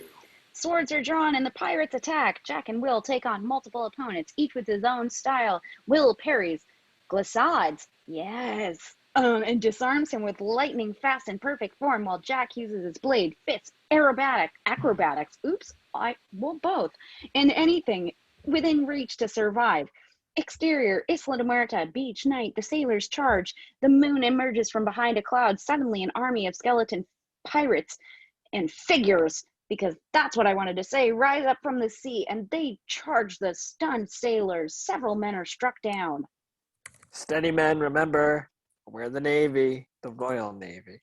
In the Navy, the sailors recover their nerve and engage the enemy. A full-on battle, Royal Navy against skeleton pirates. Nope. Sorry, I'm done. I'll stop. The Navy men are driven back and they're surrounded. Suddenly, there is a massive boom of cannon fire. Norrington, in the midst of a sword fight, tries to see. What is happening out there? Village people. Exterior, Lagoon Night. It's the Black Pearl, manned by Gibbs, Anna Maria, and Cotton, and it's captained by Elizabeth. Coming around the point, cannons blasting. Exterior, Isla de Muerta. Beach, night. Gillette sees the Black Pearl, firing on the Dauntless. They're on our side. Take heart, men. The Royal Navy stand their ground and fight. Interior cave, main cavern, night. Only 2 pirates are left, Barbossa and Jacoby. Jacoby rounds on Will. Barbossa faces off against Jack. Just so you know, Jack, I don't think you're that clever. I think you're a fool. A mortal fool. It's remarkable how often those two traits coincide. Jack drives him back, making Barbossa laugh. You can't beat me, Jack. To prove his point, he drops his own sword and catches Jack's sword with both hands. Jack can't free it. Barbossa twists the sword from Jack's grip, reverses it. He slams it back into that chest, full on Missy Elliott style. Will battling Jacoby. He sees it. He smashes Jacoby in the jaw, crumpling him. Jack! Jack stares down at the sword jutting from his chest. He takes a few steps backward toward the Aztec gold. When he steps into the moonlight, Jack becomes skeletal. Well, that's very interesting. Skeleton Jack pulls the sword from his chest. He pulls something from his pocket. One of the Aztec coins. I couldn't resist, mate. Well, shiny object, shiny object. Barbosa grabs up his sword and rushes Jack. Both men are in the moonlight now, two skeletons in pitched battle. So what now, Jack Sparrow? Are we to be two immortals locked in epic battle until the trumpets of Judgment Day? Or you could surrender. He shoves Barbosa back out of the moonlight. Barbosa stalks the room, his attention focused on Jack. Or I could chain you to a cannonball and drop you in the deepest part of the ocean, where you can contemplate your folly forever. Barbosa charges, and a shot rings out. Jack stands out of the moonlight, flesh and blood again, holding his smoking pistol, still aimed at Barbosa. 10 years you carried that pistol, and you end up wasting your shots. He didn't waste it. Will stands over the Aztec chest, holding a bloody sword, his left hand in a fist. He opens his fist, the medallion, blood covering it. Blood drops from his hand, revealing the cut in his palm. Barbosa stares, then looks at his chest. Blood blossoms on his shirt around the bullet hole. It spreads quickly. Barbosa clutches his chest, his face registering pain for the first time in years. Barbosa falls heavily to the ground, dead. Jack blows the smoke away from the barrel of his pistols and he tosses it away. Exterior, Isla de Muerta, beach, night. Murtaugh fires a pistol at a pirate. The pirate is hit, screams in pain, and crumples to the ground. Mulroy runs through another pirate with a sword. The pirates react to their sight and quickly realize their peril. They set their weapons down and surrender. Exterior, Isla de Muerta, lagoon, night. The Black Pearl comes alongside the Dauntless and Jack's crew swarms across? Sure, cool. We're going, overwhelming the pirates. Lol. The sailors on the beach see it and cheer, yay! Jen can maybe get through the rest of these 4 pages. Interior, Isla de Muerta, cave, main cavern, night. Will wraps a cloth around his palm. Jack joins him near the chest. Well, you're the worst pirate I've ever heard of. You're a man who can be trusted, who can be counted on, and who can't betray his friends. What kind of a pirate is that? The worst. On the other hand, maybe I'm a man who can't pass up a chance for revenge against the black-hearted bastard who stole my ship and left me to die in the middle of the ocean twice, and who knows how to get what he wants. That's a great pirate. Jack cuts his palm, grips the coin that he stole above the chest, and then hesitates. Will looks at him. Jack releases the coin. It lands in the chest beside the other bloody coin. Suddenly, the lid of the chest, all on its own, slams shut. Elizabeth stares at it. Let's get out of here. Exterior, Isla de Muerta. Beach, night, later, Jack, Will, and Norrington gather together on the beach. Elizabeth calls out, "You're all right." The 3 men turn as one, an awkward moment. Which one of them does she mean? Elizabeth races across the sand towards them and straight to Will. She throws her arms around his neck in a hug. Miss Swan, are you wearing trousers? And how did you get off the island? Elizabeth can't believe what he's noticed. Indignant, she steps away from him. Yes, I am wearing trousers. And for how we got off the island, that's a grand adventure, but now is not the time to talk about it. She reaches a hand behind his neck and decisively kisses him. Get it? And don't you dare tell me that wasn't a proper kiss. Elizabeth, I think it doesn't matter that there are a lot of different classes. It doesn't. But that was not a proper kiss. Pure consternation on Elizabeth's face. This is a proper kiss. Yes. Well, that music. Will sweeps her in his arms. He leans her back and he dips her real good. He kisses her long and well. And then Jack puts his hand on Norrington's shoulder. Get it. Sorry about that, mate. Just so you know, I was rooting for you. Exterior, Port Royal. Fort Charles, day, close on, Will's face, stoic, staring forward. He stands straight and unmoving.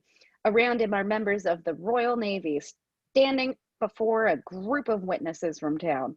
It is the courtyard on top of Fort Charles. A trial is underway with Will as the defendant. Dun, dun, dun, dun, dun, dun, And dun, though dun. I do say so with regret, the law is clear. The penalty for piracy is death by hanging. In the crowd, Elizabeth squeezes the hand of her father, Swan. She lets go as Swan stands. By your leave, I wish to speak on behalf of the boy. Dun, dun, dun, dun, dun, dun, dun. It is clear that these deeds were performed out of sincere desire to do good at personal risk. It seems to me that in a rare occasion where the right course is committing an act of piracy, then an act of piracy is the right course. Cheers of approval. So, in my capacity as governor, I intend to grant my pardon to... I hope Sir, no one interrupts me. Lies turn. Gillette stands at the top of a stairway. Jack and his crew have escaped. There was no damage to the cell. They must have been set free. Will and Elizabeth exchange looks. You? Not me. You? No, not me either. Swan notices something on the parapet, points. The Black Pearl! People rush to the parapet. Sure enough, below in the bay are the distinctive black sails of the Pearl. The ship cuts through the water. Where the waters are very close to the point where the gallows of the pirates are. Suddenly Jack appears on the point. He swings off one of the empty gallows across and down onto the ship's rigging, and as it passes.